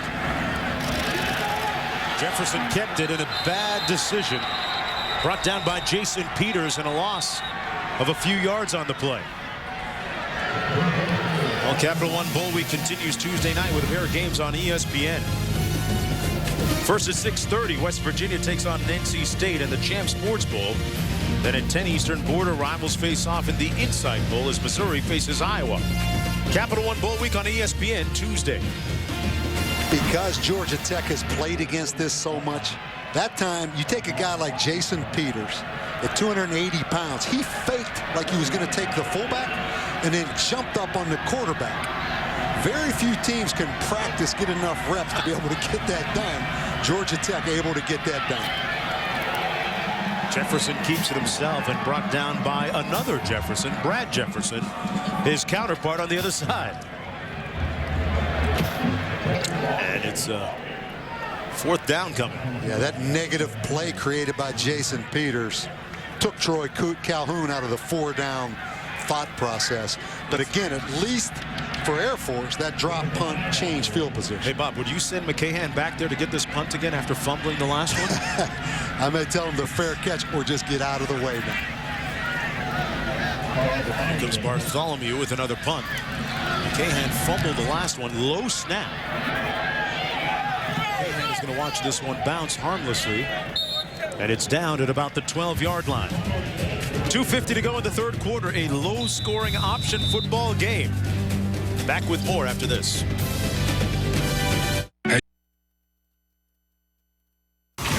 ESPN College Football, the Advocare V100 Independence Bowl, is brought to you by Advocare, we build champions, and the Capital One Venture Card. What's in your wallet? On a night rife with option football, a look at a bunch of other options when visiting one of the local ice cream stores. You get the gummy bears, the Smarties, the chocolate sprinkles, 31 different flavors, Bob Davey. Just working that option. 1st and 10 coming back the other way now for Georgia Tech. Washington, who fumbled it the last time he touched the ball, hangs on and brought down at the 17 by Rick Ricketts. Gain of 4 on the play. Get the feeling, though, that Air Force has left a bunch of opportunities on the field today. Both when it comes to at the end of the first half, thinking maybe they might have been able to get some points on a field goal, and then the fumble. 2nd down and 6. Washington, meanwhile, despite that fumble, has run for 100 yards. Hands it off to Anthony Allen. That's about 3. Really, Air Force, from an offensive standpoint, the only success they've really had is throwing the football. And Georgia Tech's defense has just done an outstanding job against the Air Force running game. And on the flip side, you can see against the Air Force defense, you're not going to get anything going just consistently. You know, it's Paul Johnson probing around, trying to get a play here and there. Just too many little change-ups out of this 3-4 defense to get something going over and over again. Boy, Anthony Allen got stoned at the line of scrimmage. Might have gotten a yard at best, but met up the middle by Gardner and Ricketts. Just so many change-ups out of this Air Force defense. Here you see the linebacker walked right up in the A-gap, the defensive end closing down. They're guessing with him on whether it's going to be a fullback or quarterback play and giving him different stunts. And now Air Force with the second chance here to have really good field position. That's Reggie Rembert back deep at his own 45. Blair punting from his own 10. Rembert feels the line drive. He put it on the ground and fortunately got it back. But the Falcons will have good field position at Georgia Tech's 44 as we wind down on the third quarter.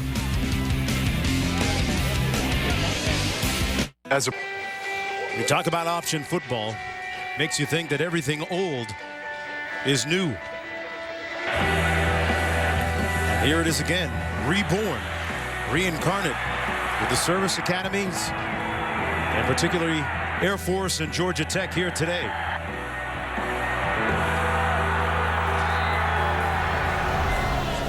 Option football lives on. May not be a lot of teams doing it. The ones doing it well. That pass almost picked off. It looked like Warzika wasn't expecting it to come. Almost intercepted by Dominic Reese. You're right. Warzika never looked back to the football. Dominic Reese had a bead on that football, but special teams for Georgia Tech. All year it's been a problem. You look right now, gave up a 43-yard punt return. That led to a field goal. They fumbled a punt return. They had a 20-yard and a 26-yard punt, which led to this field position right here by Air Force. So all season long, Georgia Tech has struggled in the kicking game. There's the option, and boy, Georgia Tech continues to play the run well. Good stop that time by Rod Sweeting.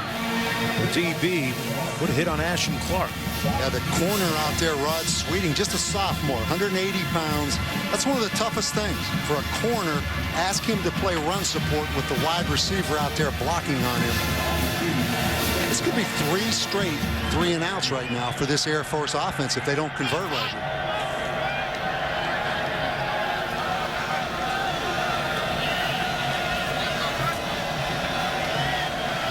Jefferson checking the sideline.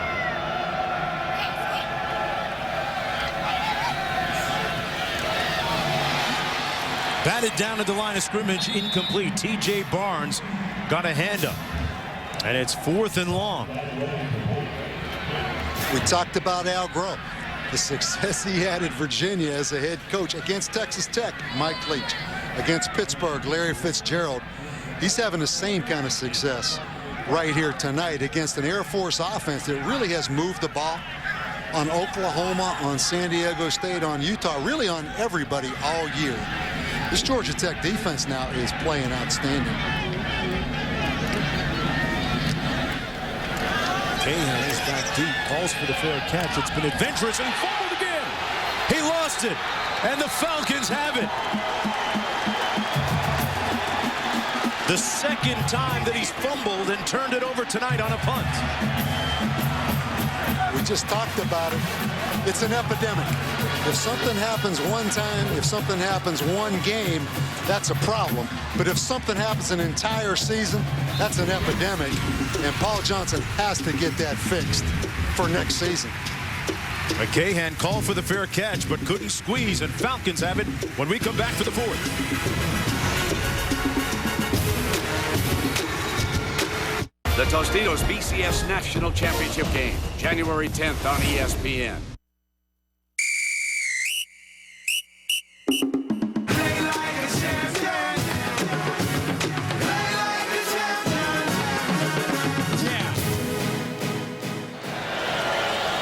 And welcome back to Shreveport, Louisiana, and the Advocare V100 Independence Bowl as part of Capital One Bowl Week on ESPN2. Mark Jones, Bob Davie, Eamon McInerney down in the field. 1st and 10 for the Falcons after the turnover on the punt. Jared 2 straight ahead and not much happening. A 3-yard gain on the play, and let's take a look at H&R Block never settle play. Boy, I tell you, Falcons didn't settle, even though they had to punt away. They recovered the punt the first time and then the second time as well. Interesting, McCain, only 1 punt return all year coming into this game. Jared Tarrant had 20 punt returns. I'm not sure the story of why McCain is back there, but obviously that's a change. Jefferson completes it wide open at the 6-yard line to Kyle Halderman. And for more, let's go down to Eamon. Well, to answer Bob's question, starting safety Jared Tarrant's hurt on the sidelines. It's an undisclosed injury. Looks something along his right side, his right leg and ribs. He went to the locker room. He's backed out trying to get out there, but right now he's a no-go, and that's why McCain's out there returning punts for Georgia Tech. Yeah, have to go to the next guy. That's difficult. I mean, that's tough. There's a reason he's in the game, and that reason came back and backfired against Georgia Tech. 3rd and 1. First down and then some. Jared 2, a key addition after missing several games and several weeks because of an injury, picked up a pair, and it's 1st and goal for Air Force. Boy, this Georgia Tech defense playing outstanding, but those kind of special team problems. Keep in mind, I didn't mention Air Force also faked a punt for a big 1st down in this game. So add that, that's just like another turnover in the kicking game. 1st and goal from the 3.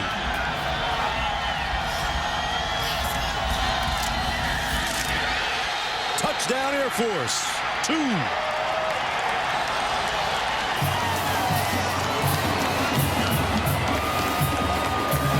The interesting of Air Force goes for 2 right here.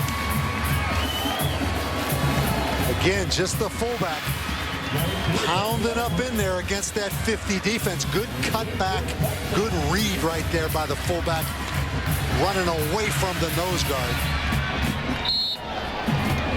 Looks like they're going to stay on the field, Bob, as you mentioned, and go for a 2-point conversion here.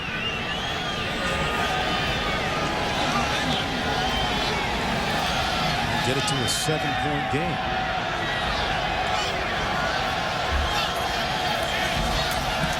Jefferson on the pitch. And they get it. Rosica atoning for his earlier mistakes. McCahan's turnover leading to the touchdown and subsequently the Air Force lead. The Falcons leading by 7 when we come back.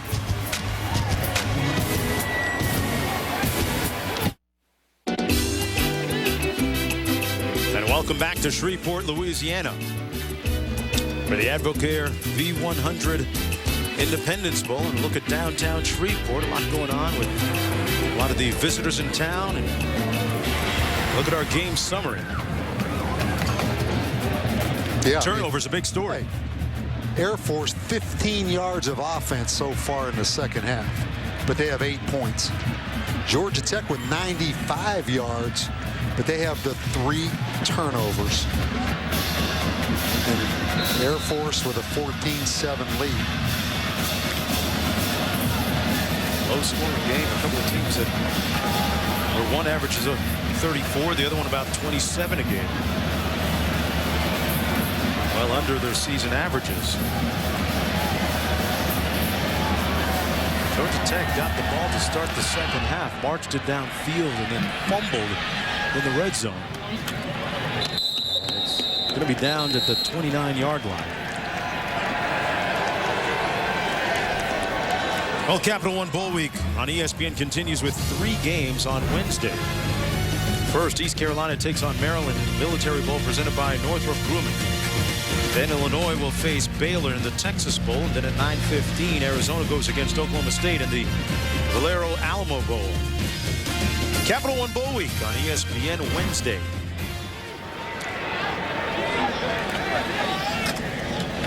First and 10, the pitch. That's Smith, and he's got a nice little alley. And Smith crosses midfield into Falcon territory. Orwin Smith, one of those impact players, and a 23-yard gain on the play. That time the ball gets out on the perimeter on the option. You're going to see a bad decision right there. We see the safety 31 from Air Force jumps inside, allows that football outside. When you're the widest defender, you got to turn that thing back inside to your help. That time they give it back to Anthony Allen for a couple of yards up the middle. Yeah, that safety that you mentioned, Bob, Lindsey, number 31, returning from an injury. He played the first 5 games of the year and then broke his collarbone. There he is, number 31, Brian Lindsey. He was just recently, just days ago, cleared by the Air Force medical staff to participate in this game. Georgia Tech's been able to move the football. I mean, they had the ball 8.5 minutes, went about 80 yards with no points. Washington on the toss, and Roddy Jones juggled it and tries to make something out of nothing. Brought down at about the 45-yard line. No gain on the play. Yeah, really good job by Roddy Jones just to keep that from being a big negative play, to set up a manageable 3rd down and about 7 right here. You know, with all those moving pieces, you get a quarterback tossing it almost every play. That's one of the really overlooked parts of the offense. Yeah. And you see why the experience of a guy like Josh Nesbitt.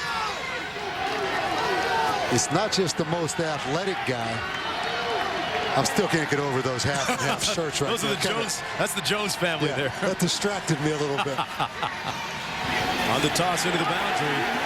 Nowhere to go for Orwin Smith.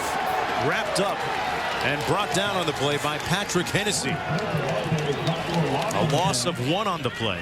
Some really experienced outside linebackers for Air Force. Patrick Hennessy had a shoulder last year surgery. Really the perfect 3-4 outside linebacker. The Falcons coaching staff a little psyched up, little body bump for Hennessy. 4th and 8.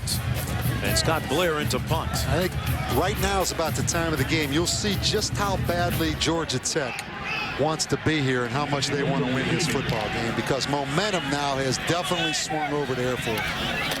Rembert tried to field it but couldn't get there in time, and it bounced it out of bounds inside the 8-yard line. A 35-yard punt, nothing on the return. Bob Davie alluded to it at the top of the show.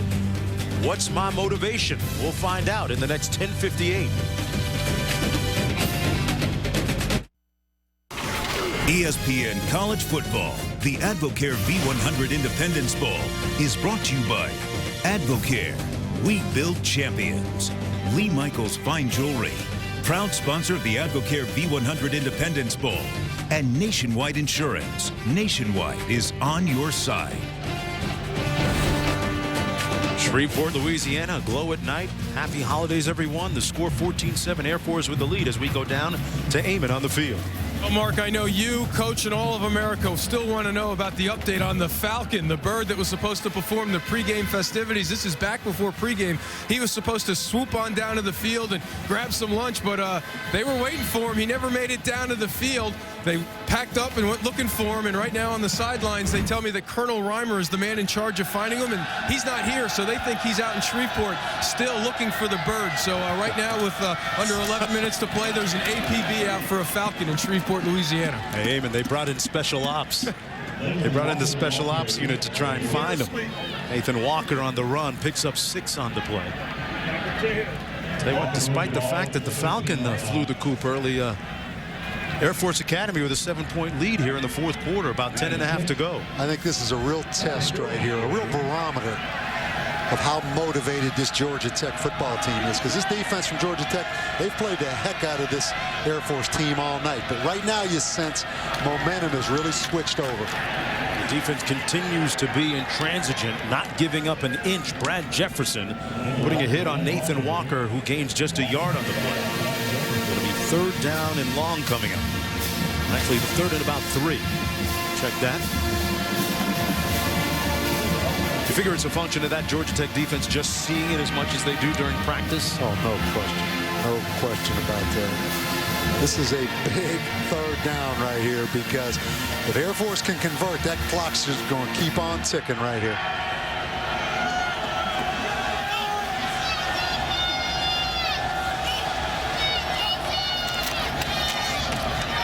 Jefferson gives it to the first man through, and 2 close to the first down. Looks like he got it.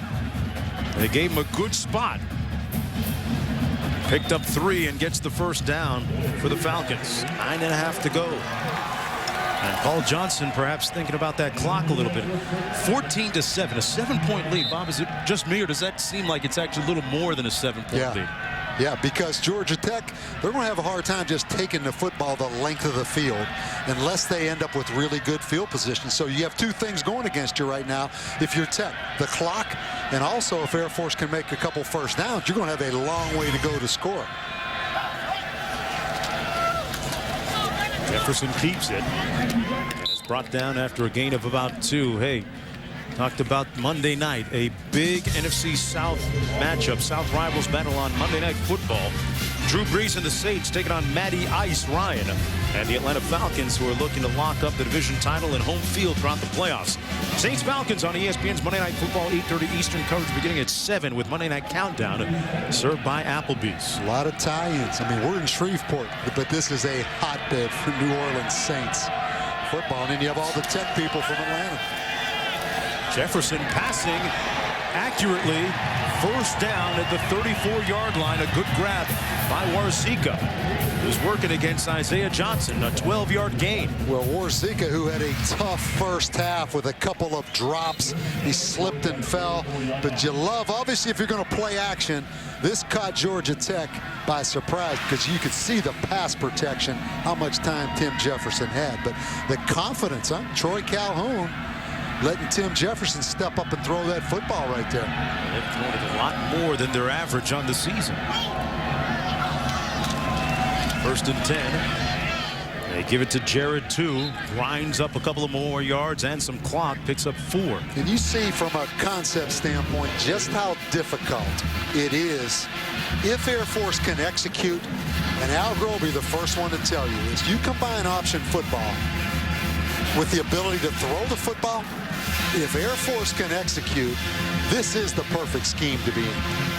Because if they need to run the clock, they have the option principles.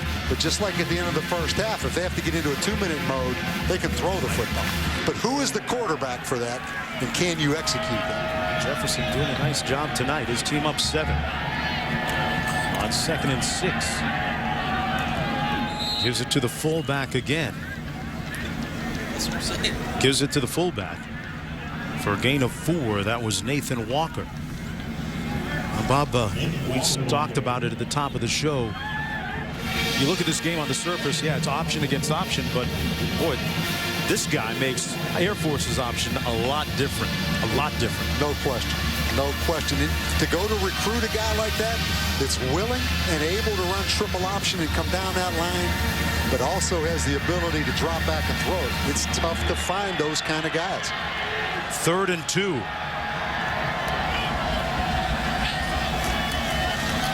Jefferson keeps it and gets the first down and then some. And for more on the quarterback out of Georgia, let's go to Eamon. Well, it's interesting that Bob mentioned recruiting Jefferson because when the Air Force made the coaching change, he was sort of wavering on his commitment to Air Force. And one school he was seriously thinking about going to was the Naval Academy, and one coach, Paul Johnson. Yesterday at the press conference, Paul Johnson said, we actually thought we had him for a few days, but just the regular nature of recruiting, he changed his mind. And since he always wanted to be a pilot, he went with his heart and went to Air Force. But life could have been very different if he decided to go to Annapolis, guys. All right, Eamon, guess there was no one, Bob, at Georgia Tech that had a pilot background that could have convinced him to go there instead. Well, Calvin Johnson might have convinced him that he was going to stick around a little longer. But you talk about Ricky Dobbs at Navy. You talk about Tim Jefferson, both young guys from Atlanta. You know, Ricky Dobbs really kind of overshadows Tim Jefferson. It seems like as far as the triple option quarterbacks, you hear an awful lot about Ricky Dobbs. But I am really impressed with this young guy right here. Has another year. A 6-foot junior. 3 more wins and he'll become the winningest quarterback in Air Force Academy history. 2nd down and 8. The 10th play of the drive coming up.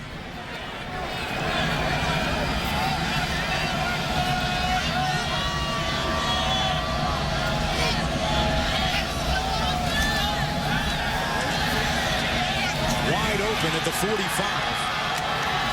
And another first down. Demarath with the catch. And New Year's night, ESPN delivers the Tostitos Fiesta Bowl with UConn making their first appearance in a BCS bowl game. They take on the Oklahoma Sooners and one of the most explosive offenses in all of college football. Yeah, we had Connecticut in their game against South Florida that qualified them. A little disappointed Connecticut fans haven't bought a few more tickets. I didn't know the weather was that good up in Storrs, Connecticut. Exactly. And how many times does UConn now? This is the first time ever getting in a BCS bowl game. You think they'd be going out there by the thousands. Literally. First down and 10. Jefferson hands it off to 2 again, and 2 gets about 3. What do you make of that? 3. Couldn't help the play on words. That's a natural. What do you make of that game, UConn against Oklahoma? Randy Edsall's team has really battled a lot of odds, and they've been red hot coming down the stretch of the season. Yeah, and a lot of people think Oklahoma is going to blow them out of the stadium. I don't think so. UConn's a tough team to beat because they play really good defense. They're really good in the kicking game. They're well coached. I think it's going to be a good football game. But you go back to that play action in this game, Tim Jefferson to Demarath. How tough it is to defend all that. And also the confidence Calhoun has in letting him throw the football. This is a heck of a drive right here. And 2 gets the handoff again, and 2 down to the 30-yard line, picks up 3. And back to the recruiting, you would have to think it's a little easier to sell option football to a quarterback, Bob, if you can tell him, you know, hey, you can throw the ball 15, 20 times a game. Yeah, and there's also something pretty dynamic of selling that you can be a pilot too. I mean, Air Force has a lot of advantages now. You know, that's a pretty exciting lifestyle for guys to envision. Going off, playing at the academy, flying an airplane. Just don't want to mention anything about waking up at 5 a.m. 3rd and 4. Jefferson close once again to the first down. It looks like he got a very beneficial spot with that right foot. Well, I don't think. That is close. It's short of our yellow line, and this would be an interesting decision right here on 4th down. They've gone for it so many times tonight, and their place kicker, Zach Bell, has done a nice job connecting on 2 field goals. Let's take a look again. There's your little quarterback follow play. You see him following that fullback up in there. I didn't think he got a very good spot there.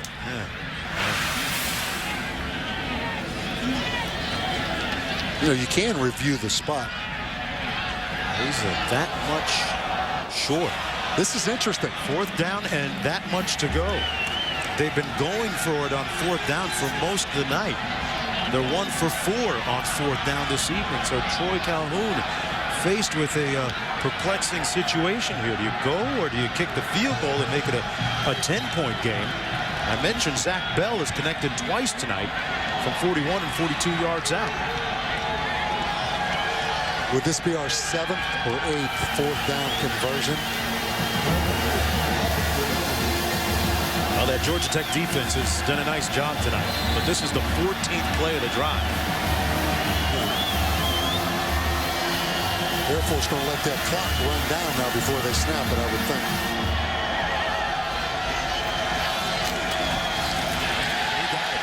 No doubt about it. Tim Jefferson picks up the first down. Clock, a big enemy now of Georgia Tech. 2:42 to go. They have 3 timeouts remaining. This has to be about a 9-minute drive right now. We had a couple of long ones. Georgia Tech had a long opening drive to start the second half. Unfortunately for them, they weren't able to cash in after Tevin Washington fumbled at about the 15-yard line. 2 big pass completions in this drive by Tim Jefferson.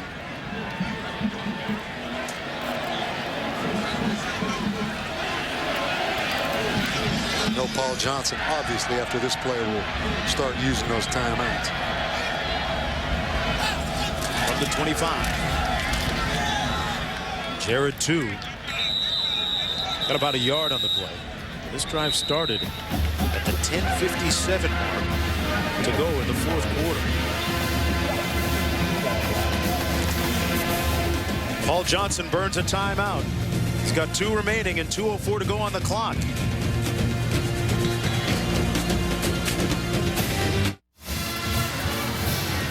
Little over 2 minutes to go here in Shreveport, Louisiana. Air Force leading 14-7 in the fourth quarter. Air Force looking for a big win here against a BCS conference team. 2nd down and 8. Jefferson keeps it. Carefully stays in bounds and goes to the ground, brought down by Burnett. Georgia Tech with 2 timeouts remaining, a gain of 1 on the play. And Bob, we talked about at the top of the show just how important this would be if they could notch a win against a BCS conference team. It seems to be just a short time away for Air Force Academy with 1:55 to go. Timeout, and we'll be right back.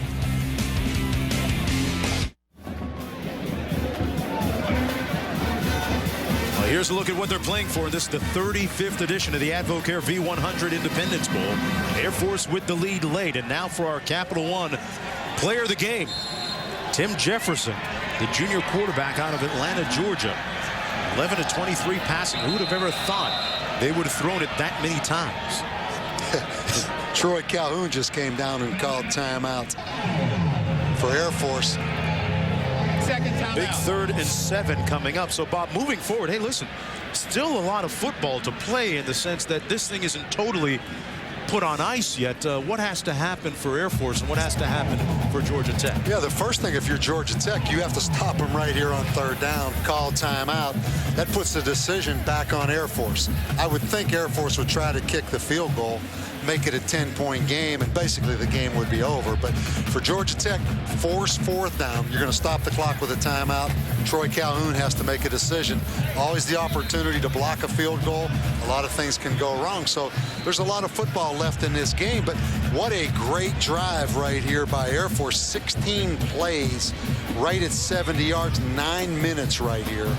And we gave the most valuable player to Jefferson.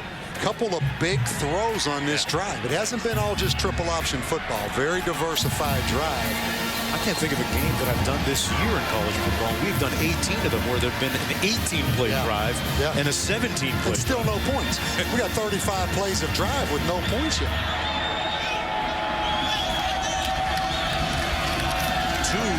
2 won't get the 1st down, so Georgia Tech gets that 4th down opportunity coming up in a decision here for Air Force after the gain of 3. It's going to be 4th and about 5 to go. Well, you have to kick the field goal. And Air Force has not had a kick blocked this year. So from that standpoint, it's really a no-brainer. You make it a 10-point game. Zach Bell is 2 for 2 today. He's connected from 41 and 42 yards out. With all the talk of the option, you don't talk about just fielding a punt. Georgia Tech with 2 drop punts. Georgia Tech allows Air Force to fake a punt. Maybe Georgia Tech right now a chance to make a big play in the kicking game for themselves.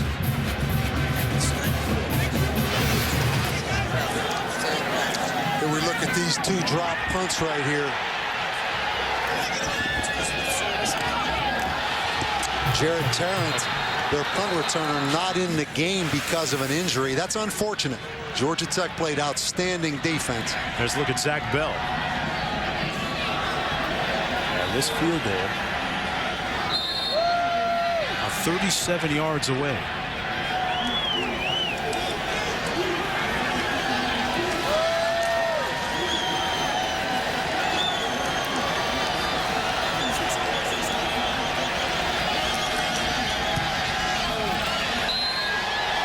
Hooked it to the left, and the door is left ajar.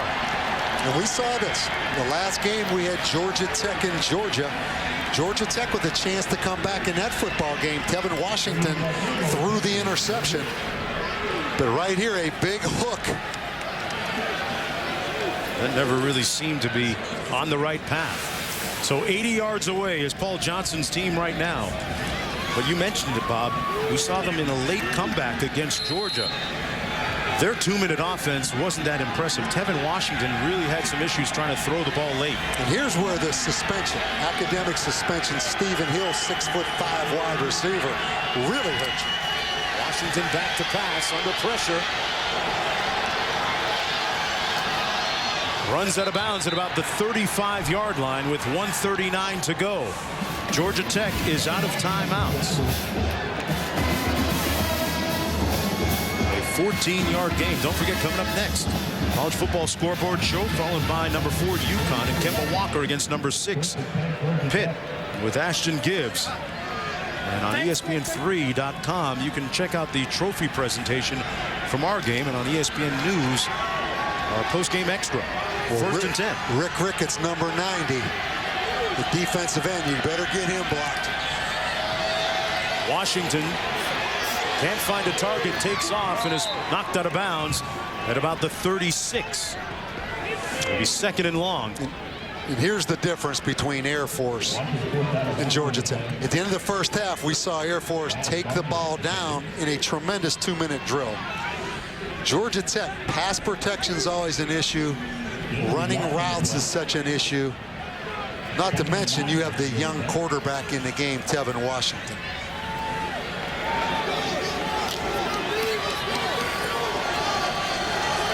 No, Air Force would be back in the shotgun right now. Second and 9. Washington takes off again, and you get the feeling that he may not be built to really throw. Might be very reluctant to throw, in stark contrast to this guy, Josh Nesbitt, the usual starter, until he broke his arm. A 7-yard gain. Well, he's gaining some yards right now with his legs, and really with 1:25. As you know, in college football, inside 2 minutes, that clock stops. So they have time right now. At some point, though, you'd think he'd have to complete a pass, though. Well, Tech with only 19 pass yards all day. So keep that in perspective right here. And what are they, 119 in the country out of 120? Third and 2. Washington lunging close to the first down. It looks like he's going to get it. They gave him a good spot. He got the first down. No timeouts remaining, though. 1:11 to go. 1:12 to go.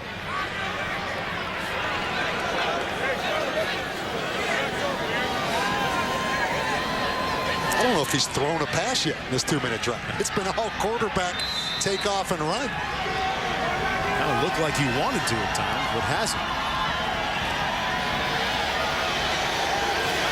Throws it, completes it at the 47-yard line to Kevin Cohn, who's starting in place of the suspended Stephen Hill. A 9-yard gain on the play. If you're Air Force, stay patient. Make Tevin Washington beat you throwing the football. Don't panic and blitz and give up a one-on-one situation. Just keep being patient. Make him execute. A lot of this 3-by-1 kind of sprint out to the trips. Straight back to pass this time. Completes it at the 41-yard line to Orwin Smith. Clock will stop now as they reset those chains. A 6-yard gain on the play. Washington completing his last 2 pass attempts. On the 41.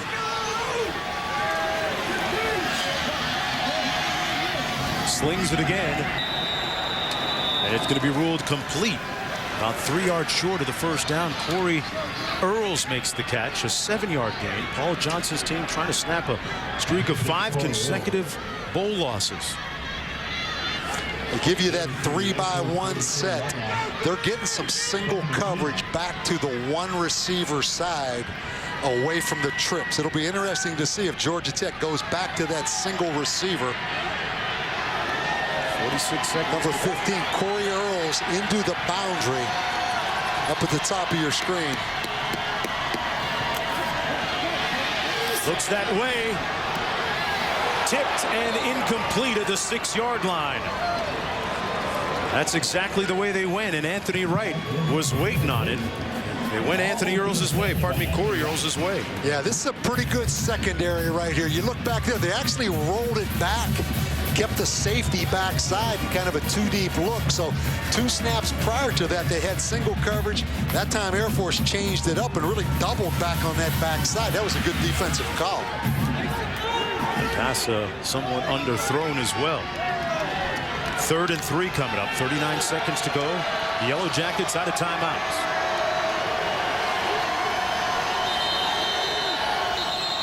Air Force calling timeout. Troy Calhoun wants to talk it over. Tell you what, with the perceived lack of ability to throw, they've certainly moved it downfield into pretty good position here with 39 seconds to go. Shows you again, when a quarterback can run, it's tough to play really good pass coverage and also contain that quarterback. You know, it's difficult. I just want to update a story that Heyman reported at the top of the show. The Falcon that was supposed to pick up the meal at the top of the show was recently found some 25 minutes ago in downtown Shreveport, Louisiana. So that's the good news. They called in the special ops unit and found it. But what do you think they're going to do with that Falcon, man? I mean, that's a little insubordination, right? They don't usually put up with that at the academy. Might be spending a little time in the hole. Trust me, everything's better when you win. If they get out of here and get a win, they forgive them? That bodes well for the Falcons. 3rd and 3.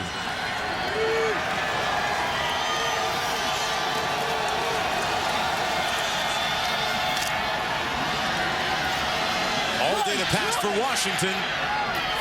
Incomplete at the 23, in and out of the hands of Corey Earls. Sets up 4th and 3. That's a killer if you're Georgia Tech. He would have had the opportunity not only to make the first down, he would have gotten out of bounds, even though the clock would have stopped with the resetting of the chains. Boy, some punt return drops. There, a big drop by Corey Earls, the receiver. This is the ball game for the Yellow Jackets. Change the formation up. Back in the double slot. They may run the football here. 4th down. They hit it straight ahead, and Anthony Allen picks up the first down. Keeps their hopes alive here with 29 seconds to go out of timeouts. You knew when they got back in that double slot, Paul Johnson is in his comfort zone.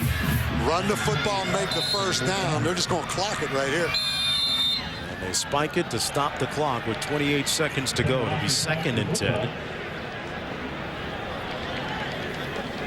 28. Roddy Jones coming in with the play.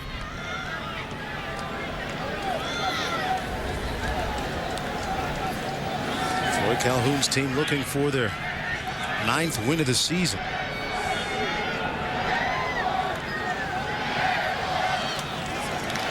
As a look at the aforementioned Falcon. They found him in downtown Shreveport.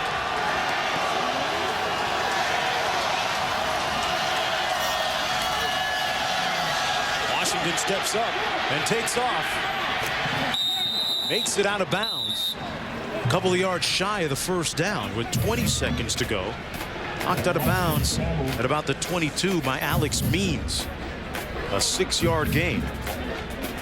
Air Force all Tampa cover 2, playing 2 safeties, 5 underneath, running the middle linebacker way down the middle of the field to take away that vertical route. So it's been the same coverage just about every snap.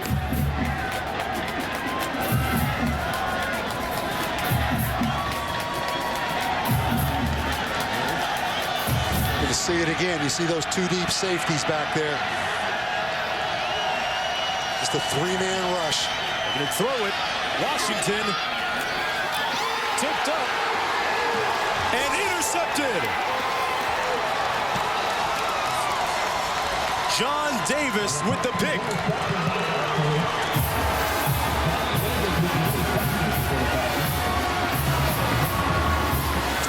Well, John Davis, he's their #1 tackler. He's a good football player. He came off that hash right there from the safety position. Got his 3rd interception of the year. Tevin Washington a little bit hurt. Here's the hit that he took afterwards, but here's the pick. That's a heck of an athletic play right there by John Davis. That is a great play.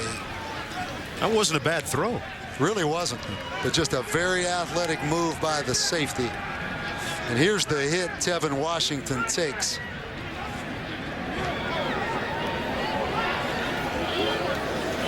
Like he got rolled up on from underneath by number 90, Rick Ricketts.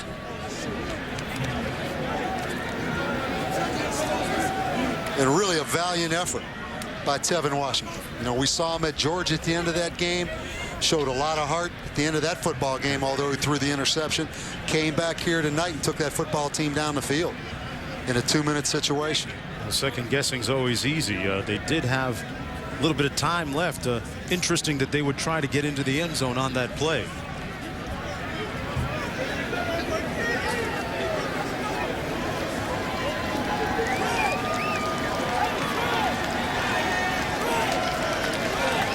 Good to see Washington up on his feet. That's good to see. Impressed with the effort by Georgia Tech. Even though they're not going to win this football game because of some mistakes by a backup punter who's in there because of injury, I thought they played with a lot of spirit. You know, there was some concern of how they would react to being here after being in the Orange Bowl last year, but they played well. 4 turnovers tonight by Georgia Tech, and the crucial, critical ones by Daniel McCahan right there, number 80. That's something that he's no doubt going to ponder in the hours and minutes after this game, and even right now. Air Force gets their 9th win of the season. Back-to-back bowl wins for Georgia Tech. Ends up 6-7, first losing season. Lost 5 of their last 6 games. And Troy Calhoun with the customary obligatory Gatorade shower, as Air Force will win it. Happiest guy in the stadium is that Falcon. He's off the hook. Yeah, he's okay now. 2010 Advocare V100 Independence Bowl champs, Air Force. They extend Georgia Tech's losing streak in bowl games to 6. It's going to be a long night for Daniel McCahan. Meanwhile, a good night for Coach Calhoun. Eamon? A gut check for your team in the second half. What does it say about this squad to be able to rally and knock off the school out of the ACC? Remarkable young men, and you know, there's a reason why these guys naturally gravitated to the Air Force Academy, and certainly I think we can see these guys are going to be phenomenal officers for our country down the road. I mean, just great young men that are a part of an incredible school at the Air Force Academy. Really, one of the biggest differences in this game was Tim Jefferson's ability to throw the late drive in the first half and then in the second half. You know the lineage of this position at this school as well as anybody. How does he compare to all the great ones at Air Force? He's his own man, as each guy who has played quarterback there at the academy has been. I mean, a great leader.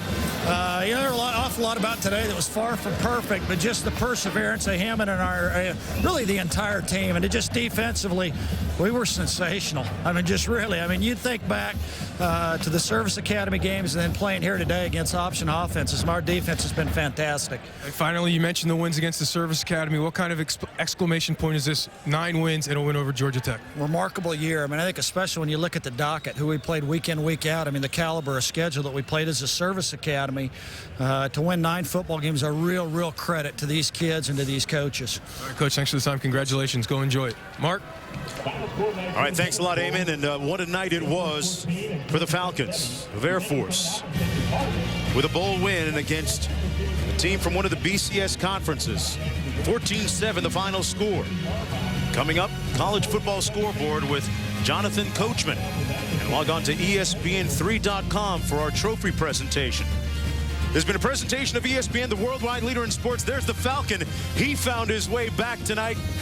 And the Falcons on the field found their way against Georgia Tech. For Bob Davey and our entire production crew, I'm Mark Jones. Right now we send it to the studio and Jonathan Coachman.